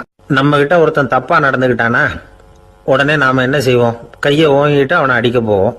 நாம் அவங்ககிட்ட அவனை விட ஒருபடி மேலாக தப்பாக நடந்துக்குவோம். ஆனால் பெரியவங்கள்லாம் அப்படி நடந்துக்கிறது இல்லை. இன்னா செய்தாரை ஒருத்தல் அவர் நாண நன்னயம் செய்து விடல் அப்படின்னு வள்ளுவர் சொல்லியிருக்கார் இல்லையா? அதுக்கு தகுந்த மாதிரி நடந்துக்குவாங்க. பாயசித் விஸ்தாமிங்கிறவர் ஒரு பெரிய ஞானி. அவர் ஒரு நாள் ராத்திரி ரொம்ப நேரம் மசூதியில் இருந்துட்டு வீட்டுக்கு திரும்பி வந்துகிட்டு இருக்கிறார். வழியில் ஒரு குடிகாரன், அவன் கையில் ஒரு இசைக்கருவி, அதை கண்ணா பின்னான்னு மீட்டிக்கிட்டு வாய்க்கு வந்தபடி என்னத்தையோ பாட்டுன்னு நினச்சிக்கிட்டு பாடிக்கிட்டு அவன் பாட்டுக்கு கிடக்கிறான் வழியில். அதோடு இருந்தாலும் பரவாயில்ல, அந்த பக்கமாக வழியில் போகிறவங்க வர்றவங்களையெல்லாம் பார்த்து கண்ணா பின்னான்னு திட்டிக்கிட்டு இருக்கிறான், ஒம்பு வளர்க்குறான். பாயசித் பிஸ்தாமிங்கிற அந்த பெரியவர் அந்த வழியாக போகிறார். அவனை பார்க்குறார். அவனுடைய நிலைமையை பார்த்துட்டு பரிதாபப்படுறார். ஏன்பா இது மாதிரியெல்லாம் நடந்துக்கிற, இப்படி நடக்கலாமா அப்படின்னு ஏதோ கொஞ்சம் புத்திமதி சொல்கிறதுக்கு ஆரம்பித்தார். அவனுக்கு கோபம் வந்துட்டுது. கையில் வச்சிருந்த வாத்திய கருவி அதால் ஓங்கி அந்த பெரியவர் தலையில் ஒரு அடி கொடுத்தான். ரத்த காயம் ஏற்பட்டு போச்சு. அவன் கையில் இருந்த இசைக்கருவியும் அடித்த வேகத்தில் 2ஆ உடஞ்சி போச்சு. அவ்வளோ வேகமாக அடிச்சிருக்கான். இவ்வளவு தூரத்துக்கு நடந்து போச்சு இல்லை, அந்த மாபெரும் ஞானி வாயை திறந்து ஒரு வார்த்தை கூட பேசலை. பேசாமல் தலையை பிடிச்சிக்கிட்டு அவர் பாட்டு போயிட்டார். மறுநாள் அந்த பெரியவர் என்ன பண்ணார் தெரியுமா? கொஞ்சம் இனிப்பு பண்டங்கள், கொஞ்சம் பணம், இது 2ஐயும் ஒரு ஆள் மூலமாக அனுப்பி வச்சார் அந்த குடிகாரனுக்கு. அவனுக்கு ஒன்றும் புரியல. என்ன விவரம்னு விசாரித்தான். வந்த ஆள் ஒரு கடுதாசியை நீட்டினான். அதில் விவரம் இருந்தது. ஞானி எழுதியிருக்கிறார், இதை பார்ப்பா, உங்களுடைய இசைக்கருவி உடையறதுக்கு என்னுடைய தலை காரணமாக ஆயிட்டுது. அதுக்காக நான் ரொம்ப வருத்தப்படுறேன். அதுக்காக தான் பணம் அனுப்பி வச்சுருக்கேன். வேறு புதுசாக ஒரு இசைக்கருவி வாங்கிக்கோ. அப்புறம் இன்னொரு விஷயம், நேற்றுக்கு ராத்திரி என்கிட்ட ஏகப்பட்ட கசப்பான வார்த்தைகளை பேசினேன். இதோடு அனுப்பியிருக்கிற இனிப்பு பண்டங்களை சாப்பிட்டு உன்னுடைய நாவில் உள்ள கசப்பை மாற்றிக்கோ அப்படின்னு அதில் எழுதப்பட்டிருந்தது. இந்த சமயத்தில் அவன் குடி மயக்கத்தில் இல்லை, கிழிஞ்சு போயிருந்த நேரம் இது. அதனால் அதை படித்த உடனே அவனுக்கு ரொம்ப வெக்கமாக போச்சு. தலை குனிஞ்சான், யோசனை பண்ணான். கொஞ்ச நேரத்தில் தன்னுடைய நண்பர்கள் சில பேரையும் கூப்பிட்டுக்கிட்டு நேராக அந்த ஞானி இருக்கிற இடத்துக்கு ஓடினான். அவர் காலில் விழுந்தான். அவர்கிட்ட மன்னிப்பு கேட்டுக்கிட்டான். பெரியவங்களே தெரியாமல் நான் இந்த பாவச் செயலை பண்ணிவிட்டேன், என்னை மன்னிச்சுங்க. உங்களுடைய பொறுமையும் போதனையும் என்னுடைய கண்ணை திறந்துட்டுது. இனிமேல் நானும் என்னுடைய நண்பர்களும் நல்ல வழியில் திருந்தி வாழ போகிறோம் அப்படின்னா. ஞானி செய்த நன்னயம் குடிகாரனை எப்படி திருத்திருக்கு பார்த்தீங்களா? இந்த கதையை கேட்டுவிட்டு ஒருத்தர் சொன்னார், என் வாழ்க்கையில் கூட அப்படி ஒரு சம்பவம் நடந்தது சார். நானும் ஒரு நாள் ராத்திரி ஓவராக குடிச்சிட்டு ஒரு கிட்டாரை வாசிச்சுக்கிட்டு கண்ணாபின்னான்னு உளறிக்கிட்டு திட்டிக்கிட்டு இருந்தேன். அந்த சமயம் அந்த வழியாக ஒருத்தர் வந்தார். ஓங்கி தலையில் ஒரே ஒரு அடி, ரத்தம் வந்துட்டுது. அதுக்கப்புறம் என் மனசு தெரிந்துட்டுது சார் அப்படின்னார். அப்படியா என்ன ஆச்சரியமா? ஆமாம் சார், அடி விழுந்தது அவர் தலையில் இல்லை, என் தலையில். வந்தவர் என்ன அப்படி அடிச்சுட்டார்.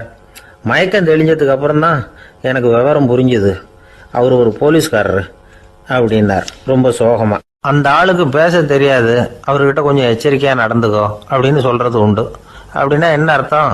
அவர் இன்னமும் குழந்தையாகவே இருக்கிறாரு, இன்னும் பேச்சு வரலன்னு அர்த்தம்? அப்படி இல்லை, அவருக்கு நாகரிகமாக பேச தெரியலன்னு அர்த்தம். பேசுறதுங்கிறது மனுஷனால் மட்டுமே முடியக்கூடிய ஒரு காரியம். அப்படி இருந்தும் அதோட பெருமையை அவன் இன்னமும் சரியாக புரிஞ்சிக்கலன்னு தான் சொல்லணும். அதனால தான் அவன் அளவுக்கு அதிகமாக வார்த்தைகளை கொட்டி விடுறான். அதுக்கப்புறம் அதையெல்லாம் திருப்பி அள்ள முடியாமல் கிடந்து கஷ்டப்படுறான். கொட்டின வார்த்தையை அள்ள முடியுமா? ஒருத்தரை இன்னைக்கு பார்த்து முட்டாள்னு திட்டி விடுறீங்க, நாளைக்கு மறுபடியும் அவர்கிட்ட போய் நேற்றுக்கு உன்னை முட்டாள்னு சொல்லிவிட்டேன், அந்த வார்த்தையை திருப்பி கொடு, வாங்கிட்டு போயிடுறேன் அப்படின்னு நான் சொல்ல முடியும்? அவன் கோபக்காரனாக இருந்தால் நேற்றுக்கே அதை வேறு விதமாக உங்களுக்கு திருப்பி கொடுத்துருப்பான். உலகத்தில் எவ்வளவோ ஜீவராசிகள் இருக்குது, அதுக்கெல்லாம் வாய் இருக்குது. அந்த வாயெல்லாம் எதுக்கு உபயோகம்? சாப்பிட்றதுக்காக. ஆனால் நமக்கு இருக்கிற வாய் சாப்பிட்றதுக்காக மட்டும் இல்லை, பேசுறதுக்காகவும் தான். பேச முடியலன்னா வாய் இருந்தால் கூட அது வாயில்லா ஜீவன் தான். ஒரு பையனை பார்த்து அது வாய் உள்ள புள்ள பொழைச்சிக்கும் அப்படின்னா மற்ற பையன்களுக்கெல்லாம் முகத்தில் வாயே இல்லைன்னு அர்த்தம்? அப்படி இல்லை, அந்த பையன் கொஞ்சம் கெட்டிக்காரத்தனமாக பேசுவான்னு அர்த்தம். அதனால் எப்படி பேசணும், அப்படிங்கிறத நாம முக்கியமா தெரிஞ்சுக்கணும். இதுக்கு 8 விதமான குறிப்புகளை நம்ம பெரியவங்க சொல்லியிருக்கிறாங்க. பேச்சுக்கு 8 அங்கங்கள் உண்டு அப்படின்னு அவங்க சொல்றாங்க. அதெல்லாம் என்னென்ன அப்படின்னா, உண்மை, நன்மை, அன்பு, நிதானம், இனிமை, ஆழம், சமயமறிதல், சபையறிதல். இந்த 8 தன்மையும் பேச்சில் இருக்கணுமா. இதையே கொஞ்சம் விவரமா சில பேர் போர்டில் எழுதி வச்சிருப்பாங்க. அதாவது எழுத்துலையாவது அதெல்லாம் இருக்கட்டுமே அப்படின்னு நினைச்சு நீங்க கூட சில இடங்கள்ல இதை பார்த்துருக்கலாம். அதாவது உண்மையே பேசுக, நன்மையே பேசுக, அன்பாக பேசுக, நிதானமாக பேசுக, இனிமையாக பேசுக, ஆழமுடையதாக பேசுக, சமயமறிந்து பேசுக, சபையறிந்து பேசுக, இப்படி எழுதி வச்சிருப்பாங்க. இந்த 8 அம்சமும் சரியா பொருந்தி இருந்தாதான் அது பேச்சு. மற்றதெல்லாம் பேச்சாயிடாது. பேச்சு ஒரு சிறந்த கலை. எல்லாத்தையும் விட பேசாம இருந்தும் பழகணும், அது ரொம்ப முக்கியம். உண்மையே பேசணும். சத்தியத்துக்கு மதிப்பு கொடுக்கறவங்கள தான் சரித்திரம் மதிக்கும். உண்மை பேசினா மட்டும் போதாது, அந்த உண்மையில நன்மை கலந்துருக்கணும். கொலைகாரனுக்கு பயந்துக்கிட்டு ஒருத்தன் உங்க வீட்டுக்குள்ள ஒளிஞ்சிருக்கிறான். அந்த முரட்டு ஆசாமி கையில அரிவாளோட வந்து அவங்க வந்தானான்னு உங்ககிட்ட கேட்கறான்னு வச்சுங்க. உண்மைதான் உயர்வு தரும் அப்படின்னு நினைச்சுக்கிட்டு, ஆமா உள்ளதான் இருக்கிறான், அடுப்பங்கரையில குதிருக்கு பின்னாடி உட்காந்துருக்கிறான், போய் பிடிச்சிட்டு போங்க அப்படின்னு சொல்லுவீங்க. அது நன்மை இல்லாத உண்மை.